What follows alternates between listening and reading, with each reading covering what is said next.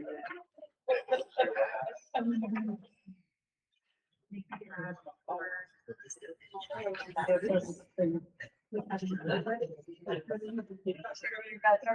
can't see it. They're ready.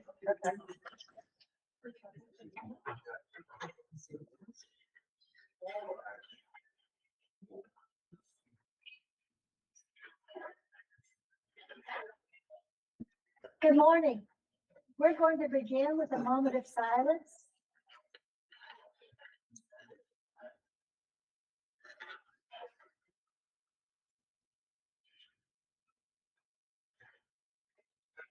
Thank you. Let's do the Pledge of Allegiance, please. I pledge allegiance to the flag of the United States of America and to the republic for which it stands, one nation, under God, indivisible, with liberty and justice for all. As all of you know, I'm required to read a couple of things. This meeting is held in accordance with the Freedom of Information Act. The news media has been notified and a copy of the agenda has been made available to the public. This meeting is open to the public and the public is welcome to attend in person. All persons wishing to attend the meeting by virtual means may do so via YouTube, Sumter School District Board meetings, and Sumter School District's Facebook page. Vision: the Sumter School District is committed to educating, empowering, and enriching the lives of all students to reach their full potential. Mission: Sumter School District is committed to providing a safe, nurturing, and high-quality educational environment that supports diversity and equips students for local and global success. Committee members: me, Bonnie S. Disney, Chairman of the Curriculum Instruction Assessment Committee. Subcommittee members, Dr. Oris Fan and Sharon T. And at the moment, Sharon is not here. Dr. Shari Boozer emailed at 11:59 and said she was so sorry. She's had surgery and did not feel like coming. The staff members, and it's a whole list of people. We'll introduce as we present. Okay.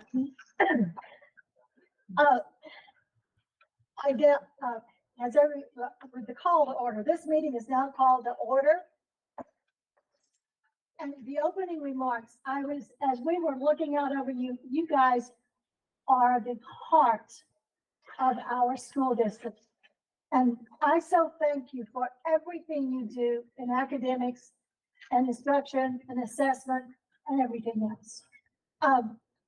I find it so often the community does not know everything that this district does to educate young people. And I know even as the base personnel, they often don't know. And so I want these meetings, anybody who tunes in, to be able to see the very wonderful things that are happening in our school district. And we were just talking about our bus, I don't know what to call them, our external classroom buses, that we are hearing all of the good things they're doing. We know it, but we need to spread the word also. This morning, one of our topics is something that I did not know existed. I believe it started in 2018. I know that there are extraordinary things that have been done with this program. And today, because I feel it definitely it coincides with academics, assessment, because you don't get into college just because you wink your eye. So this ties in very heavily with curriculum instruction assessment.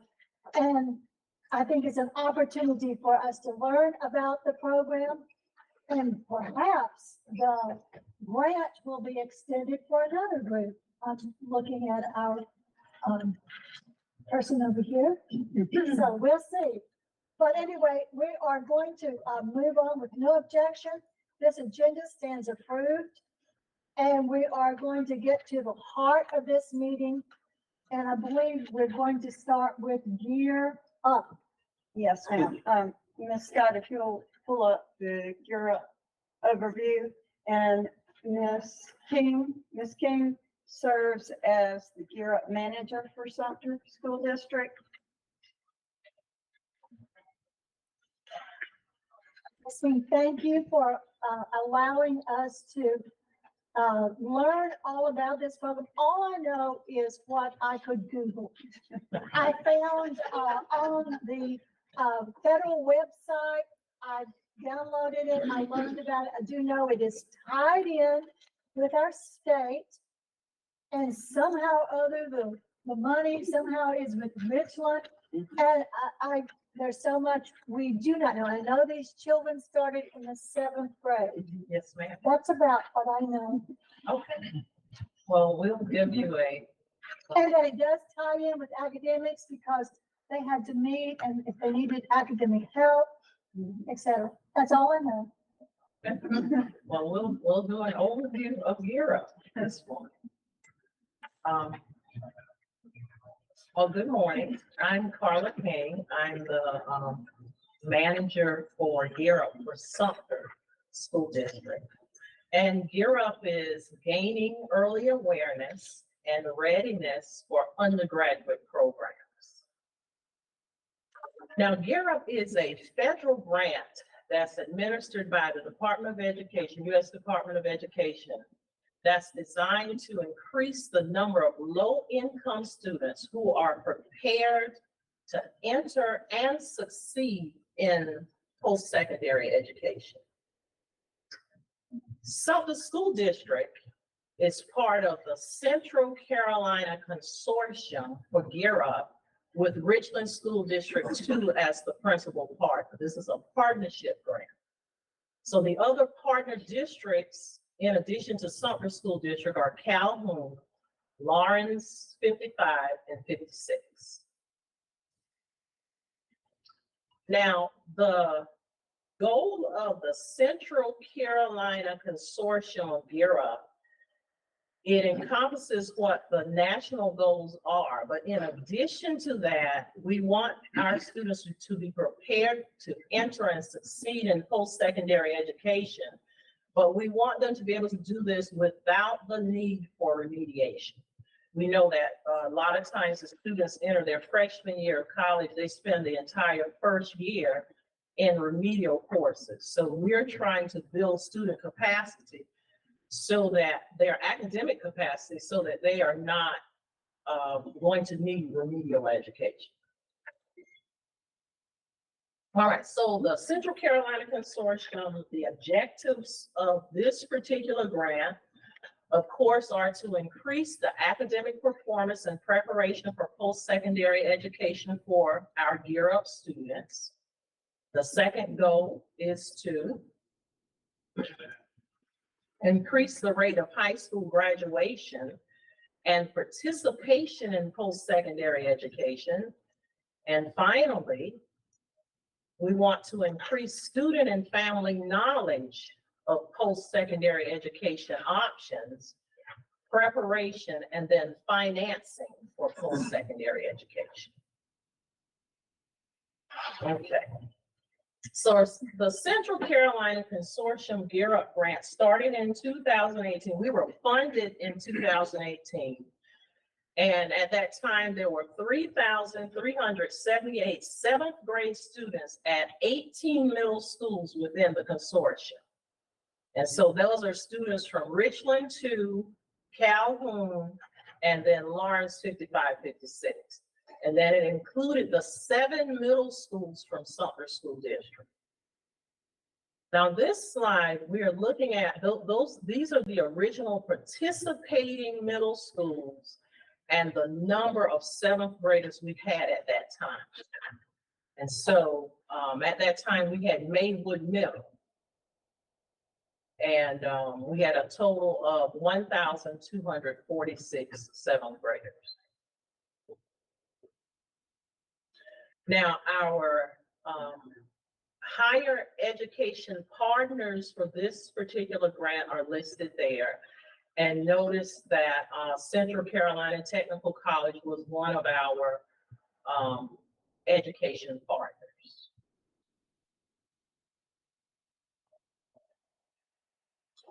All right, so when we look at this grant, what we have to, we included the objectives or our charge as to what we're supposed to do for this particular grant. So first of all, we wanted to foster flexible, affordable paths to obtaining knowledge and skills. We were offering after-school tutoring and assistance. The third, protect the freedom of speech and encourage respectful interactions in a safe environment. We're fostering knowledge and preparing students to be informed, thoughtful, and productive citizens. And we also wanted to provide tutoring during the regular school day for students who need additional support. Okay. We also were charged with hosting teacher professional development on research-based instructional activities. And these are the teachers that directly support the Gear Up cohort. We wanted to align curriculum with the state's rigorous requirements, provide summer programs, including post-secondary visits for the students and their families, offer college counseling by partnership institutions of higher education and other agencies. And then we wanted to provide continuous financial literacy workshops hosted by specialized partnering agencies. Okay, so the grant started, we were funded in 2018. And so we, the hiring of the college support specialists was done early in 2019. And so they started their work in February of 2019. So during that time, they had a lot of things that they had to do because the community and even school personnel they weren't familiar necessarily with what Gear Up encompassed.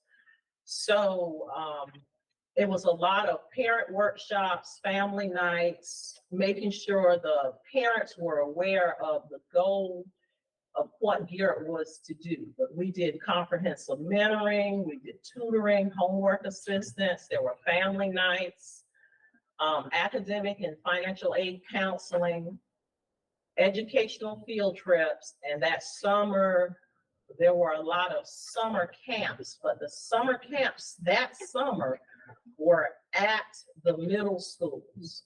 And so we did camps with, there were STEM camps, there were like specific math or reading camps with the Gear Up cohort of students. Now, year 2 was the 1920 school year.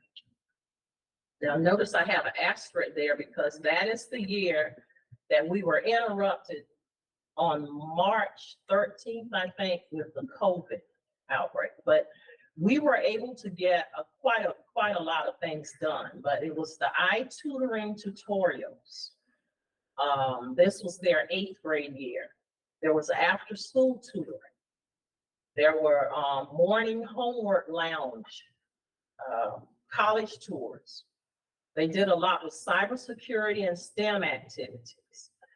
I emphasize cybersecurity because Morris College has the cybersecurity major, and they did a lot with that group of 8th graders with the STEM activities using cybersecurity.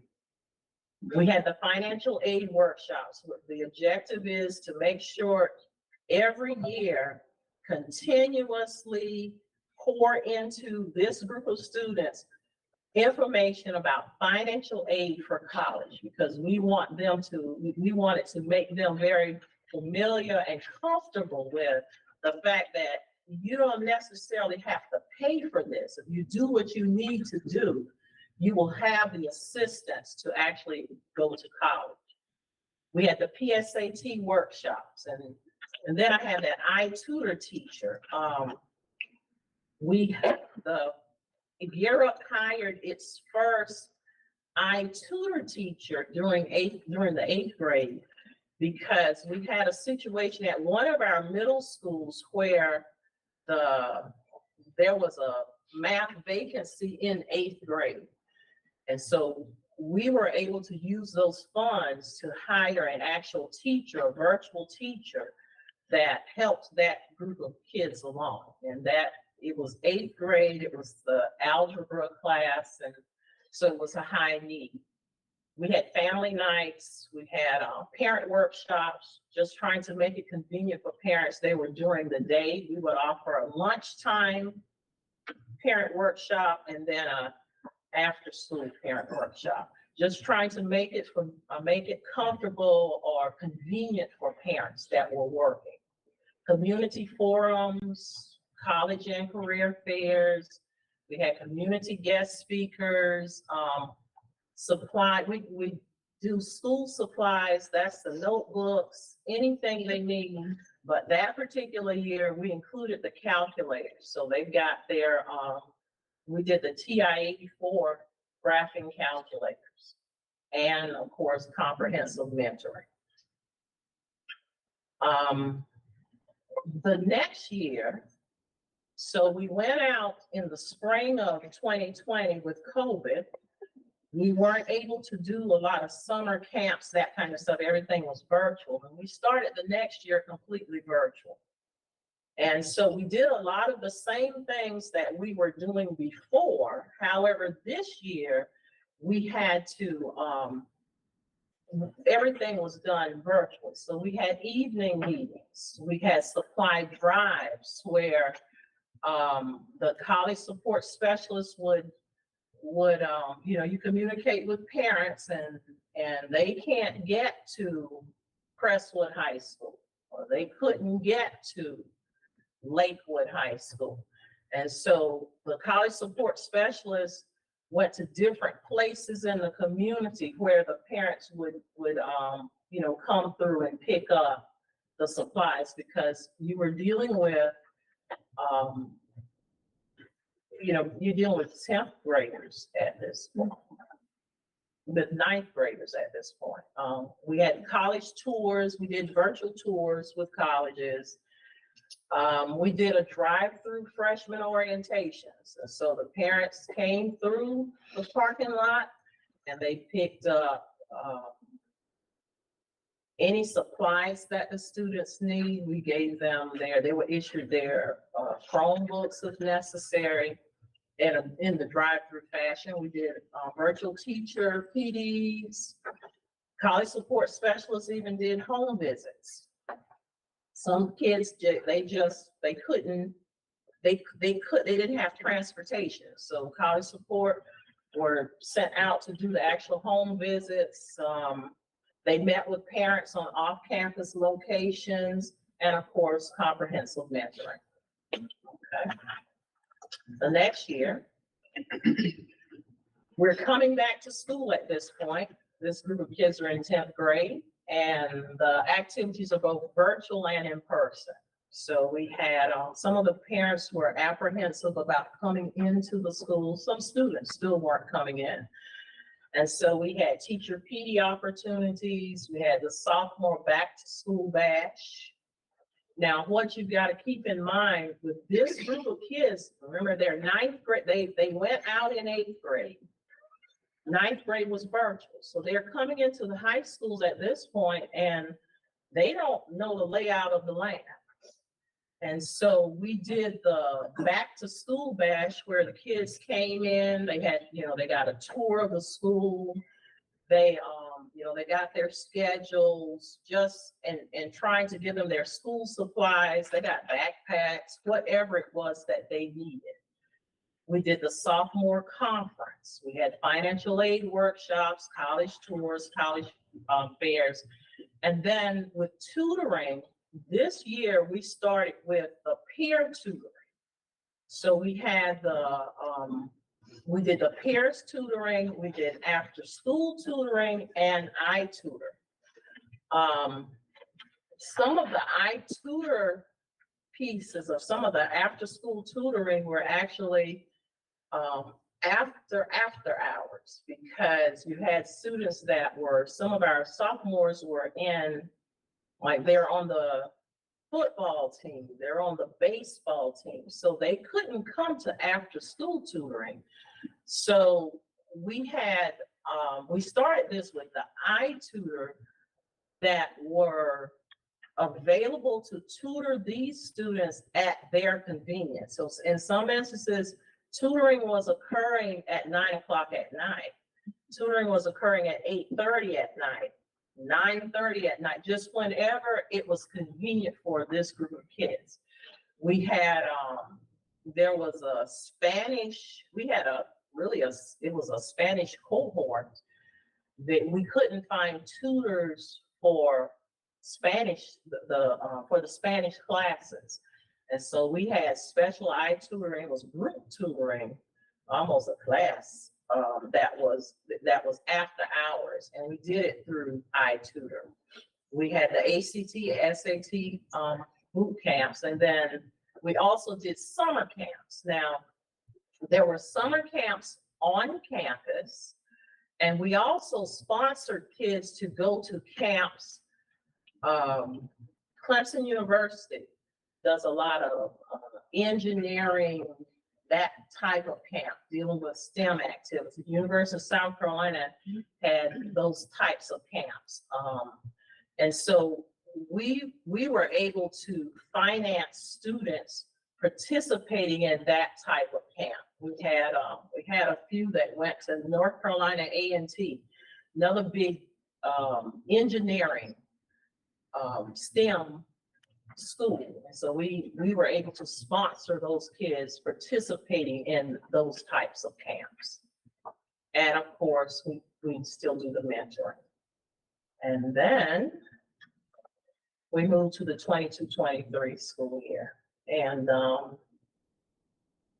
this is their junior year. So at this point, they are actually taking the SAT and ACT. So we offered workshops, we offered boot camps to them. We offered the ACT, SAT online tutoring.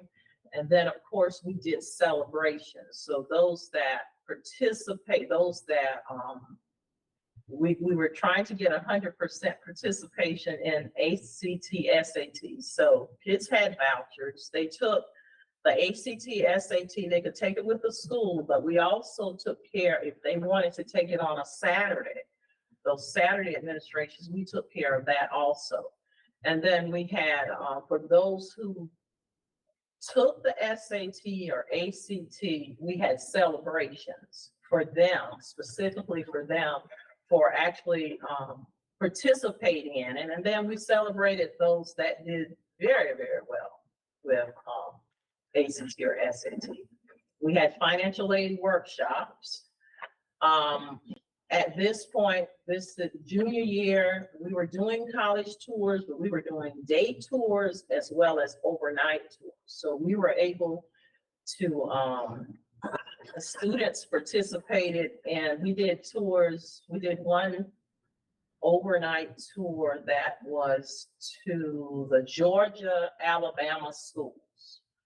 And so they were able to go to Auburn and actually see Auburn. They were able to go to Georgia Tech, see Georgia Tech. They were able to go to Clark, Atlanta, Morehouse. They were able to see those schools and do the college tours. And that was one of the overnight tours. We did another one with, where they did the North Carolina school. So students were able to walk on the campus of Duke University, University of North Carolina, North Carolina A&T, Winston-Salem State University. They were able to walk on those campuses and do the actual campus tours.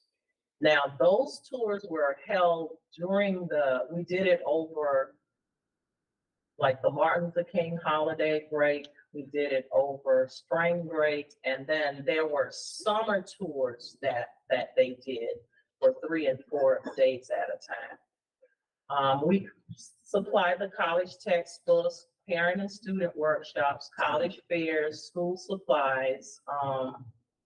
And then we did the teacher and staff cafe, and just a comfort, just an area for teachers and staff that are supporting this group of students.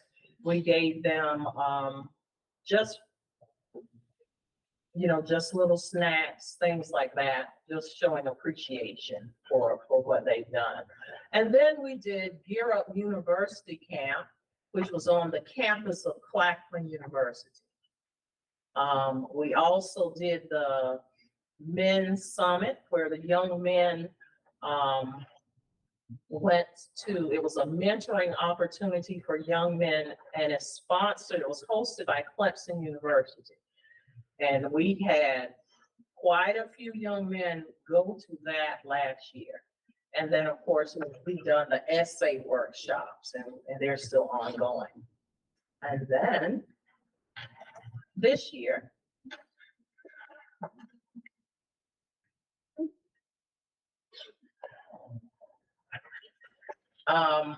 we've had, and we're still doing college application dates. And this is where the colleges are coming in, and we're inviting colleges to the campus, and our senior class is able to, we give them a working transcript, and they go and talk to the colleges, and we've had the first set of college application dates. And some students have actually been admitted to colleges on the spot. And we still have them scheduled throughout the year. It's some schools have it like one Wednesday a month. We have the colleges are coming in. Others have it maybe one Tuesday a month. But we have the colleges coming into the schools. And students are able to go to the different colleges and talk to them as far as being admitted. We have this year we have the women's roundtable that our young ladies are going to go to. I think it's in November. It's sponsored through Clemson University. And then once again, they will go to the Men's Summit, young men. We have STEM clubs. We have the iTutor opportunities. It's on an as needed basis. They're seniors now, so if they need the help, we can give them that. We're doing scholarship workshops. We are working with them with applying for scholarships and looking at which scholarships they're actually eligible for, and just making them aware of that. We're doing the essay and the personal narrative sessions. We purchased college textbooks, and we will do that next semester with them. School supplies are given with them. And we are doing a college acceptance day, and that's something that's planned for the spring. And then as in the schools now, we have ongoing displays as to the college acceptances. As students are accepted to college, we are making note of it. It's on boards, we have it on different walls. And then we have the scholarship count. And we are building with a lot of emphasis on the scholarship count. Now, there are other activities we are doing with the students, but this is just a quick overview of some of the things that we have planned, that we have done, and we have planned for the class of 2024. Okay. And all of this is done through I work with them, but on the school level, the hands and that are the feet that are on the ground are the college support specialists. And so at Crestwood High, we have two, Ms. Bronson and Ms. South. At Lakewood, we have two, Ms. Isaac and Ms. Williams. And at Sumter High, we have Ms. Gatson, Ms. McFadden, and Ms. Washington. So are there any questions? Thank you. Do you want to start with the questions, Dr. Stan? I have a few. First of all, I want to commend you for doing this.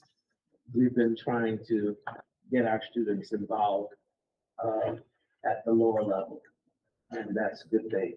What's the criteria? I'm a little concerned about that for students to enter this program. What type of students are you gearing up to do that? And I'm familiar with it.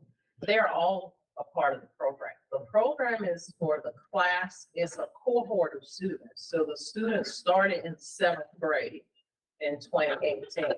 So if you are a part of that class as we are progressing up, you're automatically a part of GEAR Up. So in 2017, we started with, I think it was 1,200 7th graders. And at this time, they are the senior class at the senior classes at the 3 high schools. So at this time, Okay, It's but how does a student get involved in this? I saw where you had numbers of students at specific schools, like 132 at one school or whatever. that was the 7th grade enrollment at that school. Oh, Yes, ma'am. So,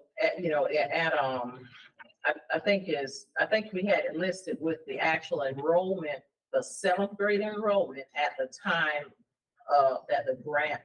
so all 7th Yes, graders. ma'am, all 7th graders. And so it was all 8th graders, all 9th, and right now it's all seniors. So they have to be a senior at this year in order to receive GEAR Up services. And I think that encompasses, it's about 830 students that's in our senior class for Central School District. But students are allowed to volunteer to be a part of this. They're automatically a part of it. They just have to reach out. And so what our support specialists are constantly, they're posting, they have, we have, the group, what is it, the Schoology groups, that they are in those groups. And so they are constantly sent, they have their, they send out group emails to the students of different activities. And if you are a part of that cohort, if you are, for this year, if you are a senior, then you are a part of that activity. You just have, some kids, there's some activities kids want to do, there's some they don't. For example, we may announce that, they may announce that they are going to, we're going to visit USC Sumter. Well, there are some kids who are gonna say, I'm not going, I can go to USC Sumter on my own. So they don't want to do that formal trip. There are others who, we may say that we're going to, they may have a trip scheduled for Winthrop University. There are others who want to go to on that Winthrop trip. Now, there's one caveat. If your GPA, if Winthrop's eligibility is a 2.9 or whatever, and you don't have a 2.9, then you don't need to be on that trip, because we're trying to get you into college. So that would be the only limitation, as far as them not going on a trip, a college trip. And any activity for GEAR Up is open to the entire cohort. And those students that eventually go to, let's say, the Career Center, they're a part of it. They are a part of it also, yes, ma'am. Because they're only at the Career Center a part of the day. So they're still on campus with the college support specialist the other half of the day. Dr. Stan, may I piggyback on that and then turn it back over to you? The information that I was able to download from the federal government, it said that this would only be offered to free or reduced lunch folks. So was that true in Yes, ma'am. but our district is all free and reduced. So we were eligible as a district because we met that 50%, I think it was, threshold. So we, as a district, we were able to do it. Now, when you look at other districts like Richland 2, they had one middle school that wasn't eligible for the grant at one time because of their free and reduced lunch. But as a district, we are eligible. I think that was a misunderstanding to some people. And I received a text from somebody, I don't know, and she said, oh, it was offered to everybody. And that seemed contrary to what I had read for the federal application. But it's offered because of our district is free and reduced. That's another wonderful thing about our district. And then I'm going to turn it back to you, Dr. Span. But does that mean that, let's say a kid is in the cohort, was in 2018 a seventh grader, now a senior, and sees a trip to Georgia Tech, could they go even though they haven't been prepped all those years? I don't understand what you're All asking. right, I know that, let's say somebody who's currently a senior, Yes. but has not been going to all the meetings, has not had the preparation that the other kids have. They're all eligible. If we did a trip like Georgia Tech, like when I we just did, threw that out. yeah, when we did Georgia Tech, now, those were the overnight trips. So along the way, we were going to a plethora of schools. Yeah. So if you were, any student could have gone on those trips because you were going to 6, 7, 8 different colleges. And somewhere in there, you are going to be qualified to attend that college. So everybody, Even right now, the child has not participated since seventh grade. But all of a sudden is really excited about maybe visiting a college, yes, ma'am. could run into the person at Sumter High School, Yes, ma'am. This is a As fabulous long as opportunity. they're the class of 20. As long as, well, a senior would be unless they would go That's back. it. That's it. So that's still an opportunity that's available. Yes, ma'am. And I'm just saying, I'll back off. No, I just, I think you're doing a wonderful job. That's all. Like everything else, things come with a price. What do you think has been given to our district through this program over the years? You have any ballpark idea of how much money this grant has helped our district, our students? You talk about monetarily? Sure. Yes, ma'am. It's, from the entire award, I think we received somewhere around $5.9 million. And so Yeah. that breaks down to approximately maybe $840,000 a year. And so that's divided between the schools in the court. Right now, it's the 3 high schools. Right, of course. That is amazing. And I don't know, I certainly didn't know about it, but that is a tremendous opportunity for our students. You said how many, when the students were, let's say, in seventh grade and in eighth grade, how did you, did you have to count? I know when I was at Sumter High School, we always had to count kids, no matter what we had, a program or whatever. Did you have to count the kids who came to your program?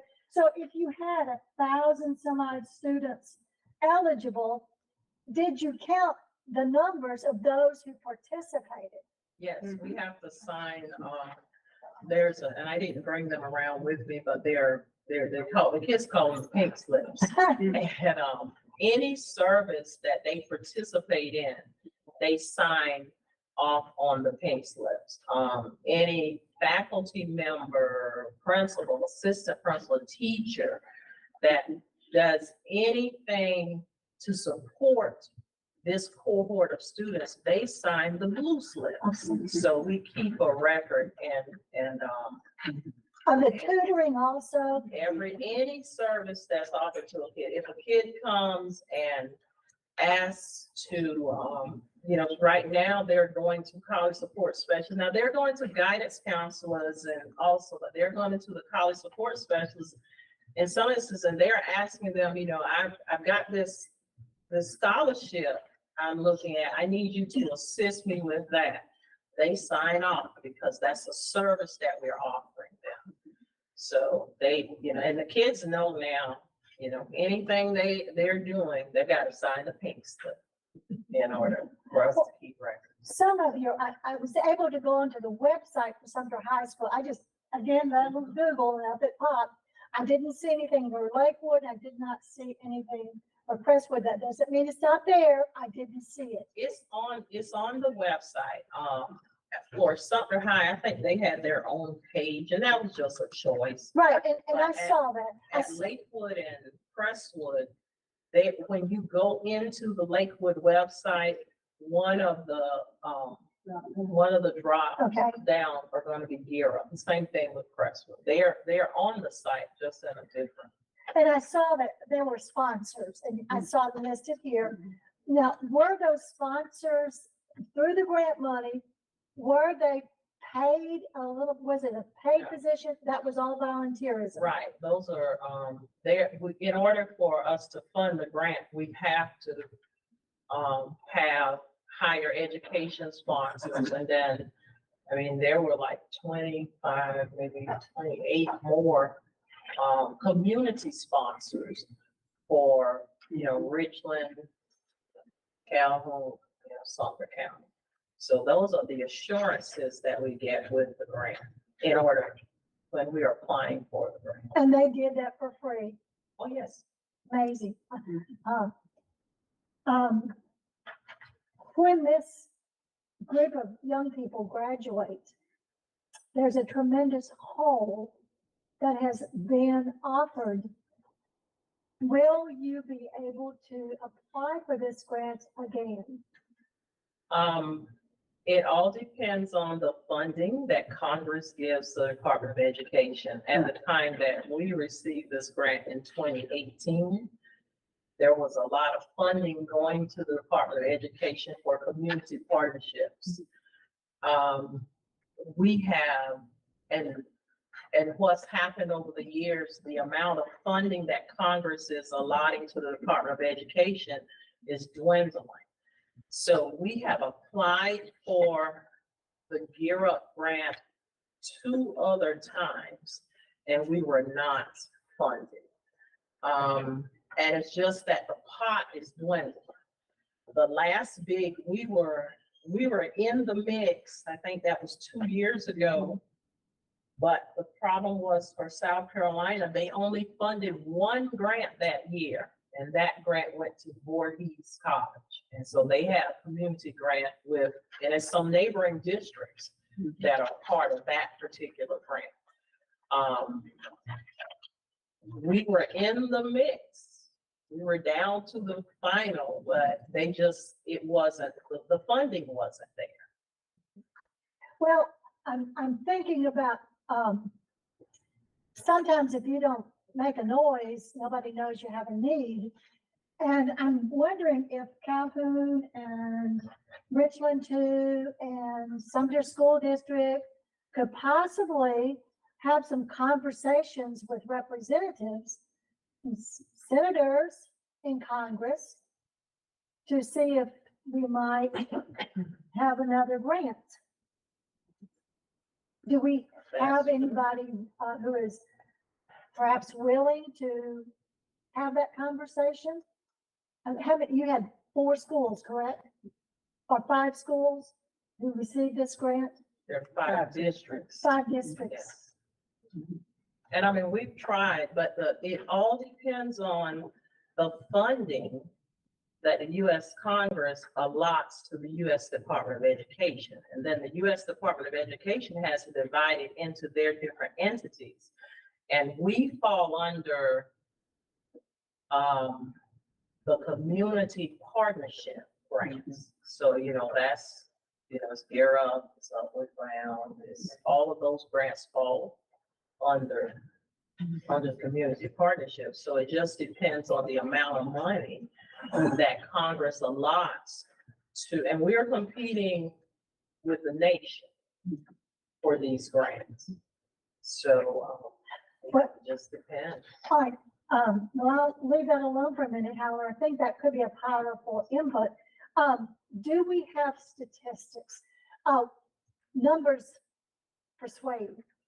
Do we have, if we started out with 1,246 students, what percentage are we working with right now in the 12th grade? We have it's about 2/3 of that group, because our senior class, we started with 1,200, and at this point, we have about 800. Who are still involved in this? They're seniors, the senior class. The senior class combined 12th graders, I think we have around 840 students. So we started with about 1,240, and we now have 840 that are part of our senior class. And how many of those, as I said, statistics are important. How many of those are actually going to college? We don't know. But you will by the end of the year. Yes, we will have that data by the end of the year. So we don't know. We are trying to, we're giving them the information. We are encouraging them. We have students that have made comments. Our college support specialists talk about, there are students who, as a result of visiting the colleges and just seeing what college life is all about, they now feel that they, they can go to college. A lot of kids they're going to be first generation college students. So in a lot of instances, you've got to convince the child, but you also have to convince the parent that this can be done.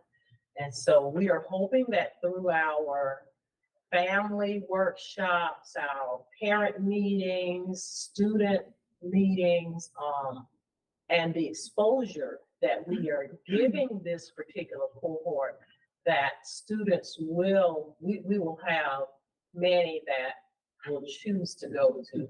Absolutely. I noticed for at least a couple of times there, a couple of years, you concentrate on essay writing. That's what we've concentrated on for the last 2 years.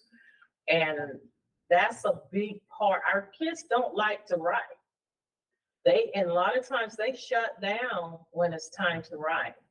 And, a big part of being admitted to college is that they've got to write that college essay. They have to do that personal narrative.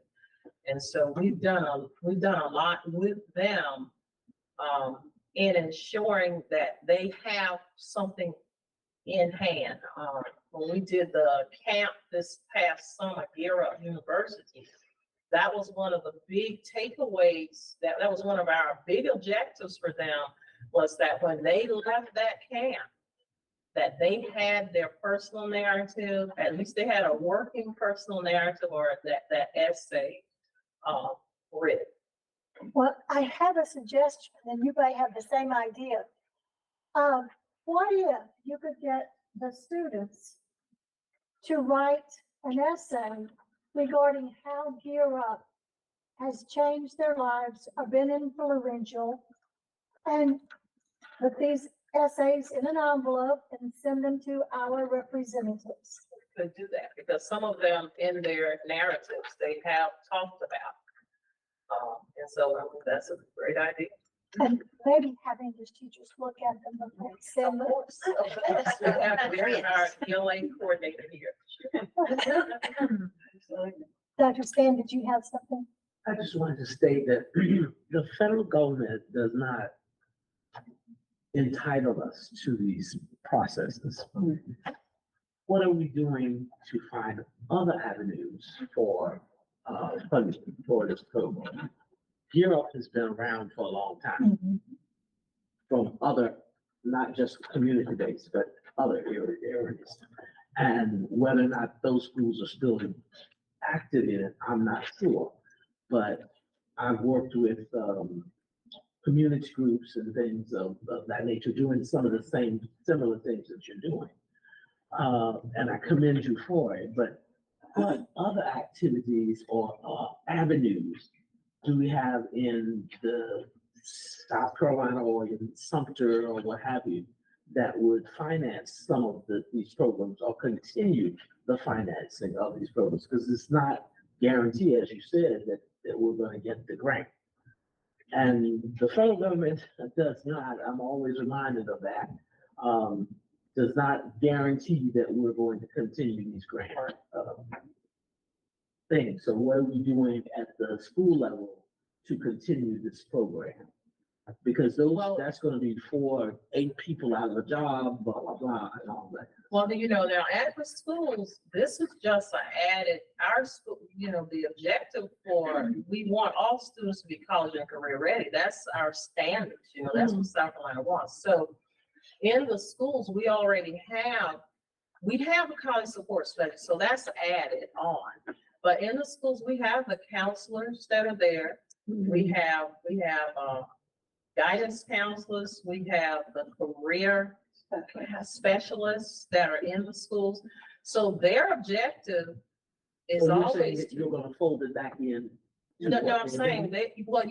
yes, ma'am. I mean, the college support specialists are just an added layer of assistance. But now in the schools, we already have guidance counselors, and then we have the career specialists that are there. So their job entail preparing kids to be college and. But they don't have the resources to take kids on college trips or to take them to Clemson or anything of that nature. They Three have- specialists fall in, They have, and we do take them to work-based learning. Now, on the career side, I can take them to technical colleges, because we prepare them for careers, but the school counselors also have funds to, allow students to attend college. But we have an ongoing career readiness, college and career readiness initiative within the schools. But what she's saying is what they were doing in Gear Up, actually, the career specialists worked side by side with them, was an extra layer. It was given a boost, but it's not gonna totally drop because if not, whether they have Gear Up or not. But yes, the resource was beneficial to help reach more kids at a deeper level, but it won't discontinue totally. I have no problems with it. That's part of what we do in our community. We expose our children. And a lot of them come from Prescott and what have you, and Lakewood. And we do it out of the funds that we receive. And some kids don't go to your programs or what have you. And I just specifically asked, based on what she was asking you, what avenues are you going to interact with beside the legislature or other entities to keep this program going? The program that you're talking about, Hero. So I just think that we need to think outside of the box instead of just saying, oh, we're gonna get the federal money, because evidently the federal government isn't going to pay for this continuously. Absolutely. And we're always looking for continued partnerships to have opportunities for our students. So I understand that completely.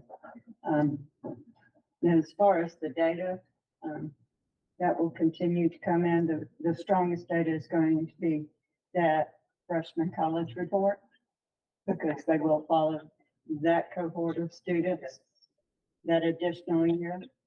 Because remember that additional goal is to go and not need those remedial courses. That's correct. And that will be part of that consortium data also. And we continue to look at all avenues of grant writing. Also to provide resources for our students, as well as those partnerships outside of federal and state grant funded resources. So, we'll be bringing more information and more celebrations as these seniors continue to have this exposure, because I think exposure is the biggest thing. Letting these young people see what is out there. And, that exposure is, the gateway for them. You don't know what you don't know, you can't never seen it. So, thank you very much. Thank you very much. Thank you. Um, Is it possible for you to send the PowerPoint? I'll send it. Thank you. Absolutely. We're gonna quickly do some content updates. Ms. Scott can pull those up, I think.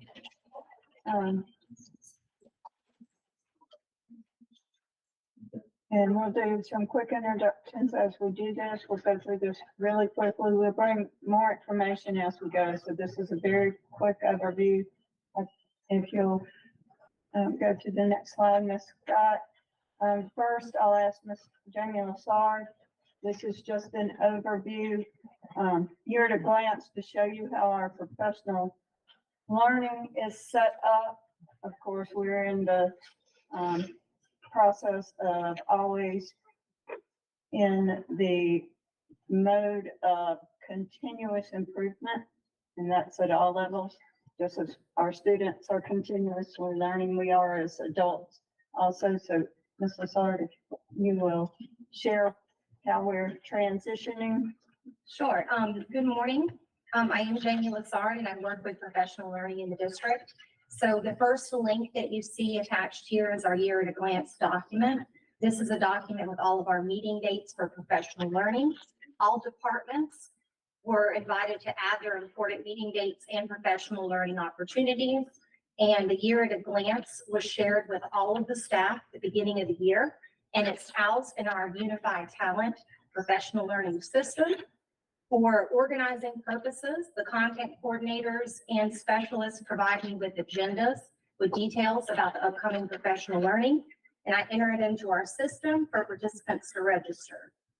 The second document that's linked here is divided into specific content areas. It's a live document so that participants have real-time updates and receive important information on this one document. For example, if I'm a secondary science teacher and I click on secondary science in that second link there, I'm given an overview of the professional learning for the whole year with the specific dates. Course numbers are also listed by the date so that participants can easily register in our system. After a professional learning day, a facilitator will take attendance and participants can view and even print their transcript in the UT system. All professional learning from 2021 moving forward, that's when we started working with Unified Talent. That's where everything will be housed. A feature in Unified Talent is that building level administrators can have access to download reports, which can be used to verify attendance if needed and other reports. In addition, our UT system provides survey options for participants to give feedback. These are all anonymous. These surveys, we use them to gather data to better support and plan for even this year's PD. Although our year at a glance is provided, we are constantly monitoring and adjusting based on their needs. We have been very intentional and purposeful with aligning our professional development with the district's strategic plan. For example, I mentioned at our last meeting that we were doing monthly coaching conversations. That's with our building level instructional coaches and to build teacher capacity and ultimately impact student achievement. We have ongoing professional learning with the district and building level leadership teams. Again, you heard at our last meeting about the upcoming Cognia accreditation. We highlighted for you key characteristic 3, which is the engagement of learning, and our focus being on active learning. We have also added an additional layer this year to Cognia's leadership for learning, key characteristic number 2. And we are doing a book study with building principals and APs on the partnerships with instructional coaches. And then we are adding in that layer of student-centered coaching, which also aligns with our use of Cognia's Elliott student observation tool. So again, some of the reasons that we're using the Elliott, as you know, are to assess the quality of these learning environments, to drive continuous improvement, which is everything to do with Cognia, and it does support the accreditation process, but we also use it to inform our professional development. It does help schools and our teachers pinpoint specific areas where training or professional development might be needed. So that is kind of the reason why we started with the active learning of Elliott, because we used our current reality. And that was where we were needing some improvement, and that was why we started with the coaches. So next week on September 13th through the 15th, I'm very proud that 9 of us will be going to the North Carolina, South Carolina Impact Cognia Conference in North Charleston. Christine Carnes, Monica Pate, and I will be presenting and showcasing the work that we are doing in Sumter School District. So we're very proud of that. And the title of our session will be Spark, Ignite, Engage. Let's get active. Ms. Scott, could you click on the link for that and the year at a glance so they can see?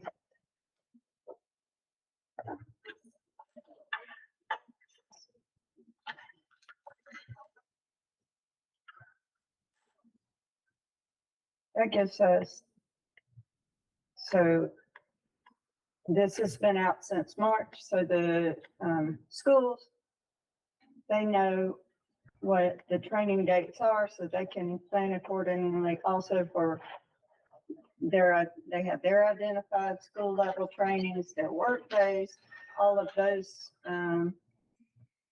dates. We try to be as succinct as possible.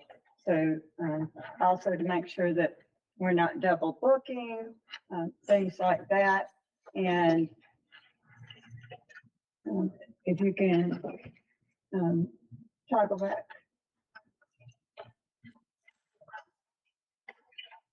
And then go to content area documents. It gives you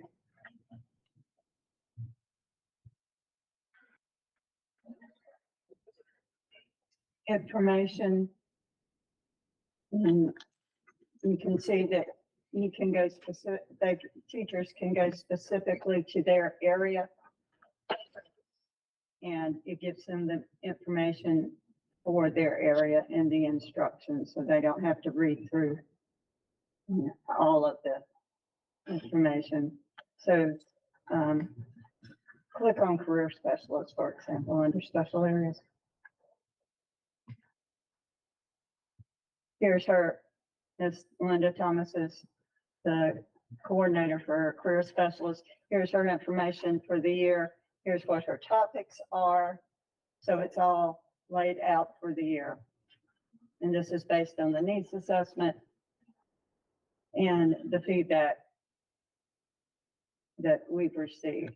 So we have a plan in place moving forward. Now, of course, adjustments may occur slightly based on feedback as we're going, but we try to be very focused and specific based on the district's needs and the data that we're collecting.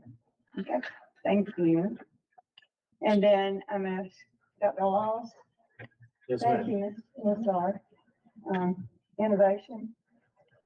Yes, ma'am. Because So we we have have, a few changes. we have Melissa Epson, and we have a team. So we're introduce yourself. We got Melissa Epson, the lead innovation specialist, and Karen Johnson is cybersecurity specialist. You got a big bus. Yes, The big big bag. bus, Mr. Jennings, Innovation Specialist, Leroy Stagwell, the STEM Cybersecurity Home Unit, and Catherine Owens, one of our newest Innovation Specialists, and Marlissa at the back, she's one of my Innovation Specialists, and Desiree Wilton is Innovation Specialist. I also Ms. Epps again, oh, she had the introduction already. And we share that with all of our schools and they have their assigned specific schools, correct, Ms.? Yeah. Yes, this is our introduction slide, and we have shared schools, so schools are aware who's assigned to individual schools, so they can reach out to us for support. Based on the needs of individual schools. So we each have a slide, and we have links to our website where we share, sessions we have conducted, or tips on how to use, various tools effectively in the classroom. So that's our introductory slide.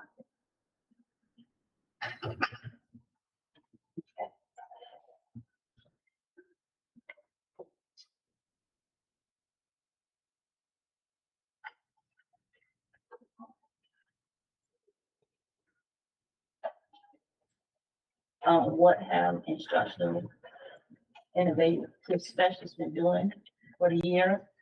We've been providing scholarship support to teachers and staff in on the levels of refreshers, beginners, intermediate, and advanced sessions. We prep them for our e-learning concept. We have an e-learning protocol checklist that we put together last year. And we do provide guidance during training times, and the teachers have access to this checklist to guide them on prepping for e-learning day. It also encompasses what the student's expectation is for e-learning day. At the beginning of the year, we get the opportunity to meet with the principals or the building leaders to set up a schedule to provide instructional innovation support to the schools, because each schools have different needs. So that's how we kind of address what the schools need. We collaborate with the principals and curriculum coaches to identify areas of improvement and tailor support based on the needs of individual schools. As we start the school year, we gotta have devices, so we kind of designated a lot of time to assist with Chromebook distribution, so the teachers and students will have the devices at hand. For the upcoming year, we will be doing some instructional innovation walkthrough, where we'll conduct walkthroughs in classrooms to observe how technology is being used and integrated in lessons. From there, we will provide feedback and recommendations to teachers on enhancing the use of technology for improved students' engagement and learning outcomes. From there, we will begin co-teaching innovative lessons, because, you know, we can give the feedback, but it helps to go in and model the lessons with teachers and students at times. And then from there, we'll share successful examples with the districts and models for effective technology integration. And there's a special team we're working on a digital ecosystem management for all our ed tech tools and platforms that we have in the district. So we will have more information on the digital ecosystem management later. So to sum it up, that is what instructional instructional innovation specialists are doing for the school year. And to add, the 2 mobile units have been very, very busy all across this Sumter. Have had requests for numerous areas, but we are pretty much overwhelmed with our support within the district right now. They did attend an event, and y'all can chime in, Mr. Ross and Mr. Johnson, to support teacher recruiting. I want to tell them about that. Because we're very, my phone kept getting a lot of comments from the Department of Human Resources for their support. What we did, we went to the Civic Center, Sumter Civic Center, and kind of helped out Tiffany Walters over the teacher recruitment. And the mobile unit was very successful in having the recruits come onto the unit. So as they do the application with the computer. And me and my counterpart, Robin, from that, assisted the recruits. It was very thankful and everything went by very smoothly. They were able to, the district were able to hire 5 teachers from that. It was very hard outside, so those teachers would come right into the building. So we were kind of like, strategically placed. And the Chromebooks So, are right there. She was overwhelmingly excited, and so we, between their classroom instruction, we support the recruiting of teachers also. How did people know to go, particularly, people who had teaching backgrounds? Well, this was a recruitment event at the Civic It Center. was scheduled. So how did you get the information out? There was going to be I didn't hear it. That went through Through HR. human resources. Human Resource just requested that we, bring the mobile units. They came to set up the mobile units in front of the Civic Center. So as people were going in, they were coming in, Ms. Waltz was very energetic. So she was, encouraged them to come in and sit down at the station, but it gave a face to Sumter School District as being innovative and advanced, not just come into a booth on the inside. They had a whole laboratory on the outside. And we took pictures. She shared pictures of new recruits filling out applications, and she was able to talk to some people on site because the mobile unit has 3 different internal sections. So when it spreads out, it's pretty big. So not just supporting the innovative things they're doing with the inside of the school, but we also bringing in quality educators. Anything? And then with the additional, we want to thank the board for allocating us those 2 additional innovation specialists, because now they're working in tandem, going to the schools, and we're working on providing specific needs for teachers, as Ms. Epps annotated. They're looking at visiting classrooms, seeing what teachers need, co-teaching, modeling lessons, so that we can have some quality outcome on the back end. Teachers feeling more equipped to use the technology. We have spent multiple sessions providing teachers rather, with professional development so that they can be comfortable with Schoology. Because as you see, within September early, we've already used one of our e-learning days. And we still got September and October to go, which is our hurricane season. So, and then winter, inclement weather could come. So it's imperative for everyone to be effective in using our Schoology platform, because it will allow us to continue our instruction to students at a high level. Even though they support the distribution of the Chromebooks, that's not our role. We just support so the teachers can be equipped to use what they need. Thank you. Thank you, Ms. I have a Epps. question. Yes.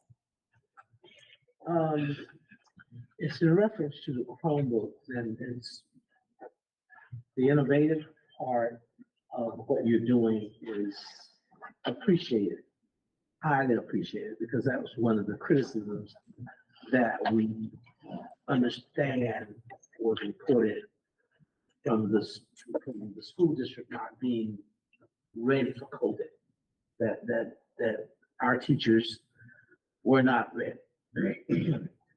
Now I'm hearing from the parents that they feel that the Chromebooks are enabling their children, that they're not using it properly, wisely, and or they're depending on it too much.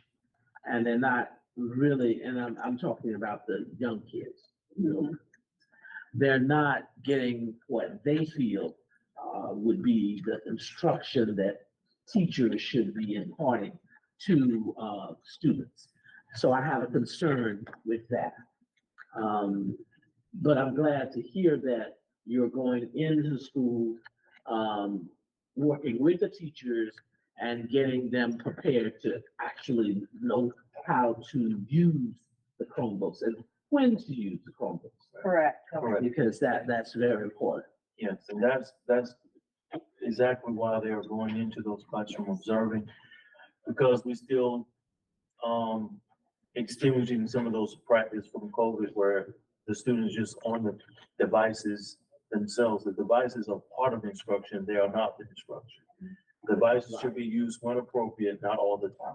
So that is their role as an innovation specialist is their time for Ms. Kempton's area, they need to take out a book and read and not read on the computer. There's a time in college, Ms. King's area where they need to do math with paper and pencil. So the Chromebooks are a part of instruction. They're not the center of instruction. Well, they need them, when you close schools for specific reasons and they need them in the, home or what have you, because we're getting there, but we don't have in many of our rural areas access to, computers and or the actual, broadband or anything of that nature. Now, we're getting there, so I'm not complaining about it. We have it in the community, now it's gonna take another year for them to get it to the homes and install it. But I can remember going up to Rembert, South Carolina, and seeing a bus from the district and talking with the young lady in the bus about what was happening during COVID.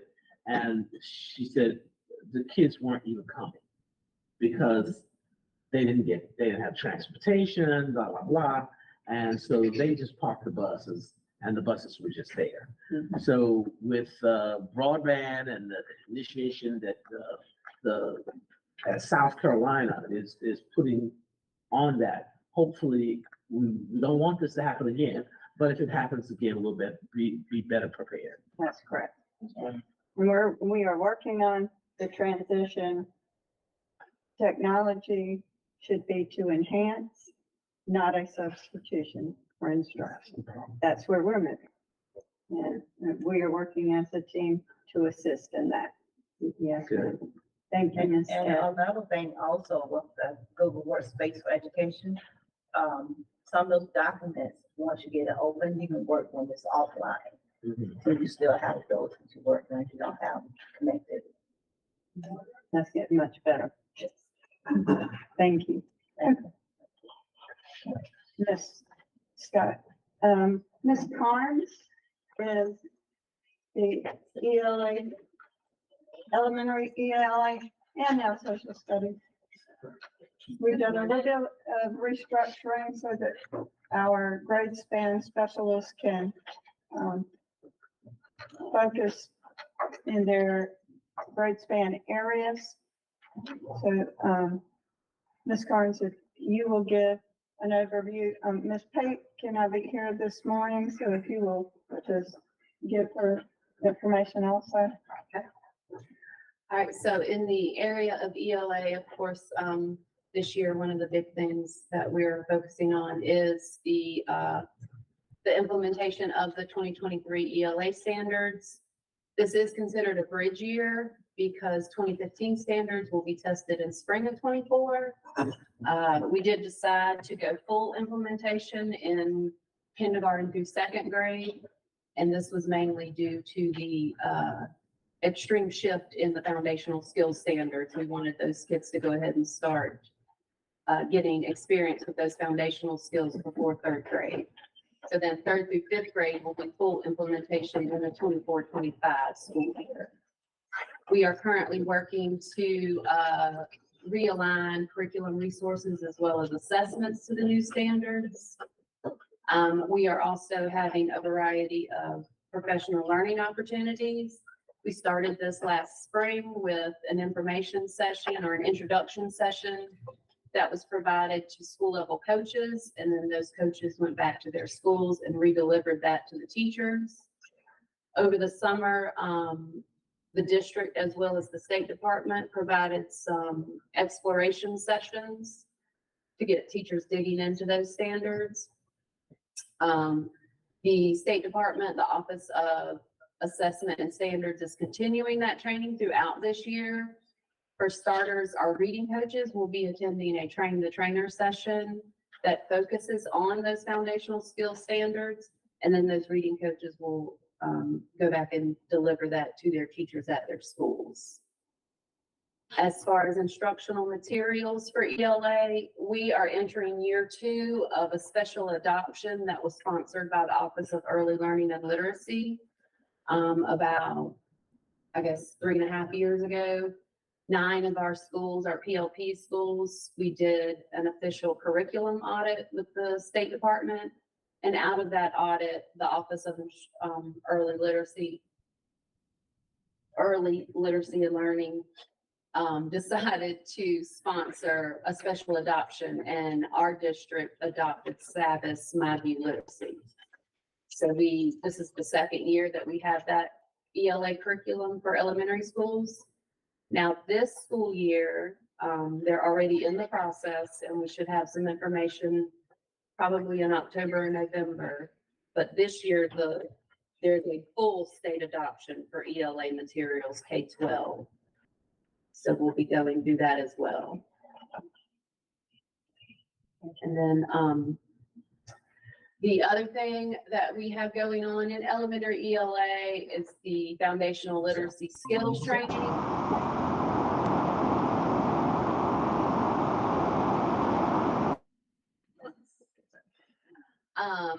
Currently, the State Department funds 9 of our schools. Those are our PLP schools, our Palmetto Literacy Project schools. The district is funding 6 of our schools, as well as some pre-K and 4th and 5th grade teachers. We are funding their participation in the LETRS course. And we are beginning our 3rd cycle of that course this fall. We have cycle 1 is set to complete the course in December. That's approximately 200 people, 200 teachers, coaches, administrators who will have completed the LETRS course in December. And then our 2nd cycle will complete the course this coming spring in May of 2024. And that's another 180 participants. So close to 400 participants in our district will be completely trained in LETRS at the end of the school year. Now, the change at the state level is Proviso 1A.73, which states the state will now pay for all educators working with K-3 students to be trained in LETRS. So they are still finalizing how that will work. May I ask a question? I got caught up in a word up here and I can't think of the rest. I can't listen to you. What does it mean that the state funds? They pay for the license and materials and some of the trainers for the people at those PLP schools to participate in LETRS. Who are the trainers that the state funds? The state, as part of the licenses and stuff, you get trainers from Lexia Learning. But our district has also Out of trained. district folks, right? Well, no, it's a combination of, we have 7 trainers in our district who have been trained to teach the LETRS course. But we also use people who work for Lexia Learning, who are professional learning facilitators for LETRS. There's 2 types. Because you deal with this daily, I'm not catching on to part of this. I know. What do you mean that the state funds? We fund them. We pay our teachers. No, they fund the cost of the course Cost of the and course. the instructors who teach the course to our teachers. So that they can take it to the students. Right, Yes, and so then our teachers take this course on, so we're given assistance. what do you mean? The State Department's giving us assistance by funding this. Well, technically for the 9 PLP schools, the state put that out as part of their support, and that was not an option. Our K-3 teachers in our 9 PLP schools, along with their coaches, interventionists, and administrators, were required by the State Department to participate in LETRS. We felt as a district, because we have 15 elementary schools, if 9 of them are doing this and getting a new curriculum and going through this 2-year course, what about the other 6? So that's when the district decided to use our ESSER funds to have our other 6 schools do the exact same thing. So now all 15 of our elementary schools are on the same page. And now the state says that all K-3 students will. So we're the only district in the state that was proactive. You made the in right doing this. decision. And we're seeing the impact in our scores. So whereas most districts at this point might have one school where their teachers participated in letters, and now with this proviso, they're gonna start figuring out how to get all their teachers through it.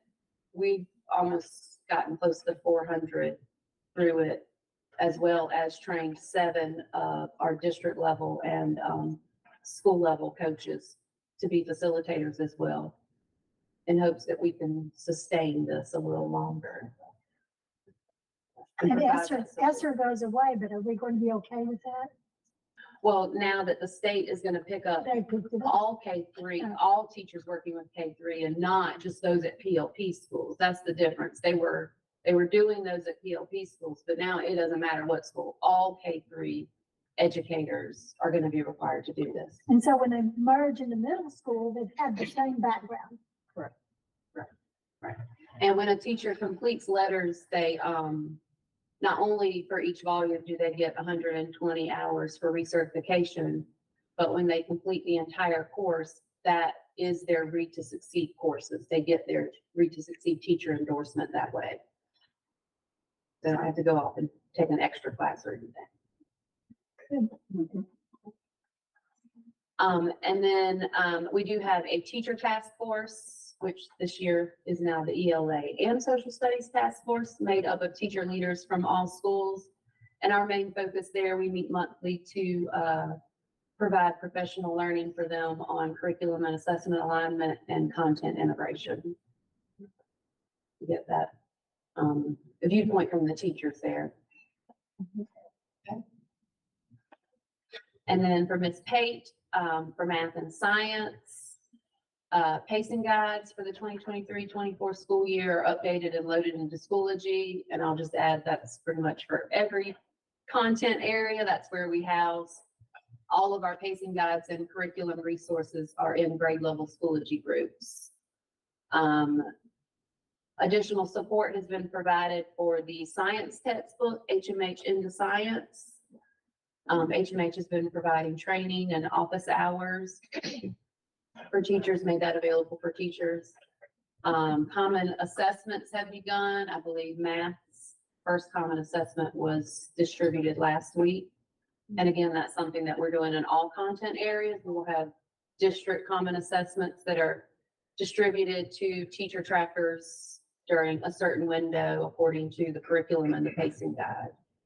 And then of course, data is being analyzed as it becomes available. Ms. Pate's providing support and professional learning, again, based on that data analysis. For one, she acquired fraction kits for grades 3 through 5, and she's currently working on getting those out to the schools as well, and working with their math interventionists if they have them. At the beginning of the year, we met with principals and coaches and have conversations regarding what their support needs are for the school year and how we can support them. We both also went around to all elementary schools at the beginning of the year and introduced ourselves to the new teachers, checked in with them, let them know what type of support we can provide for them and how to get in touch with us. Also having monthly meetings with the content area coaches. This is what Ms. Lassard also spoke about. During those monthly meetings, we have a time where we talk about content as well as data to continue building the capacity of the coaches so then they can build the capacity of the teachers in their building. There's also a math science task force that meets monthly, also focusing on curriculum and assessment alignment and content integration. Now for the math standards, they are currently under review. As you can see there, September 12th is the first reading of these math standards at the State Board of Education Subcommittee, and then the EOC, and then pending approval, there will be a second read, and the goal is that these will be approved and implemented fully in the 25-26 school year, which means next school year, the 24-25 would be the bridge year. right. And that is all. Ellen? I have a Thank question you. about the letters. Yes, ma'am. How long does it take for our teachers to go through that process? Letters is a 2-year course. It's made up of 2 volumes, and each volume has 4 units in it. And So it will take them 2 years and then they can start or begin to actually integrate this into, oh, no, ma'am, no, ma'am. The way the course is set up, each unit or session where they're focused on a specific area or topic has what they call bridge to practice activities. So the teacher then goes back and does something in her classroom to start practicing and implementing what is being learned at that time. They actually have And a then, portfolio. yes, they keep a portfolio of a case study. That's part of their documentation for the course. We do it through, I create them Google folders and then they just put all their documentation in there. And then reading coaches and administrators at the school level hold regular PLCs where they discuss the content being learned and what that looks like in the classroom. So we're having a lot of discussions about our instructional practices, how we need to make some changes and taking a hard look at some things maybe we've done for the last 10 or 20 years. And do we keep doing that or do we shift to, you know, a different instructional practice based on what we now know about how students learn to read? I hope and trust that we are further along or we're getting further along with the reading or the literacy or what have you, because you know I'm a big proponent of that. We have severe problems in the community because I deal more with community individuals. Maybe even after we get all this new process going on, that we could work with community individuals or community volunteers or community tutors, because a lot of our parents are asking for tutoring and they can't find it, or they have it, and we need to make sure that they're working along with the school district and what you're trying to share with the student, and that we're not teaching the old way versus, I won't say the new way, but another way. So we're just focusing on the right thing. Right. Yeah. I'm very concerned about that because in our district, we have severe problems, and I'm not talking, telling you about it because you know it, okay? I'm speaking to the choir. We have severe problems with our children not being able to read. And where literacy is a big proponent when we talk about the, boy, I'm getting gifted and talented, but when we talk about science and math, well, they can't read, so they aren't going to be able to do the math or to get into these colleges and universities that we want them to matriculate in and get there now. That doesn't mean that they aren't going to be proficient at it, because some students learn at different rates and at different times. But we're having severe problems in our communities with children who can't read and they are attending school and the school hasn't taught them any process of reading and the parent can't teach them. So we're producing letters, and I know it came from the State Department, but 2 years is a long time. We need that. We had our kind of first concept. group, our first cohort began letters in January of 2022. And now our universal screening window for fall is still currently open. We did extend it through today because of the hurricane last week. But we are already seeing improvements from last fall to this fall in our K2 students when it comes to foundational skills, phonics, word recognition, phonemic awareness, because now our teachers are aware that this is something that needs to be taught, and they're also being taught how to teach it. So, I mean, it will take some time for us to see the growth across the board, but we're already seeing it in our lower grades. And if we can continue that K1 and 2, then by the time they get to third grade, they should be readers, and we're not trying to backtrack at What third about grade. those children with severe learning disabilities that aren't being taught in the school system? Are special ed teachers involved in? Special education training? teachers are also required to attend this professional learning as well. So what we're trying to do is, especially again in the lower grades, K2, where this is the big focus, is really making a shift for how all teachers teach tier 1 core instruction. So we don't have so many kids who need that tier 2, tier 3 support, or even special education support. Because within that course, we talk about the signs of dyslexia and how teachers can support students with that. We talk about specific strategies and things that our English language learners need to be able to read proficiently. So we're addressing all those groups under tier 1 core instruction.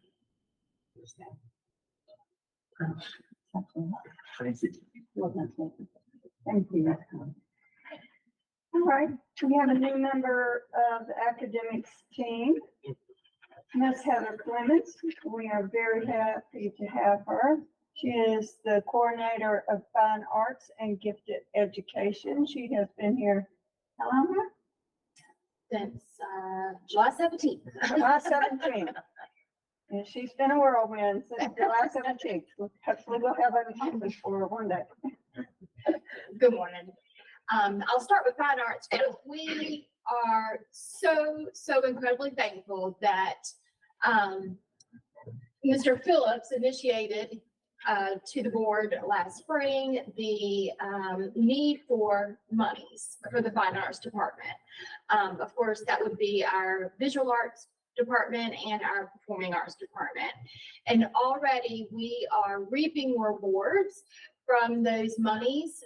It has been extremely instrumental, no pun intended, to helping our fine arts teachers, that would be visual and performing, to purchase much needed instructional supplies, equipment, and repairing instruments. Of course, without instruments being repaired, without proper instructional supplies and equipment, it's very hard for our fine arts teachers to teach and for their students to learn and perform. So we are extremely thankful for that. At the beginning of the school year, I initiated a needs assessment of the fine arts department. I had teachers share their needs. We discussed the difference between needs and wants. And so I recently shared that needs assessment with Ms. Spearman, and perhaps she'll share it with the board as well. We are still in need and hopeful that the bond monies will continue to fund our visual arts and performing arts departments. Partnerships have recently been formed with the Sumter Opera House.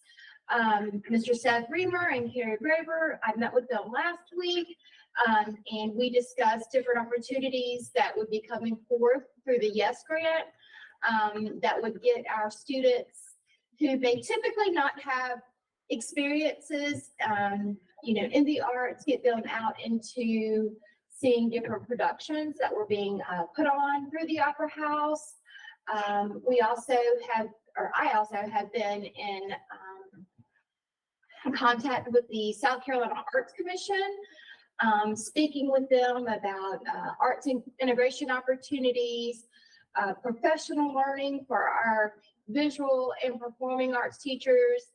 This was one area in the needs assessment where they felt like they needed more focus on professional learning opportunities that were catered to them.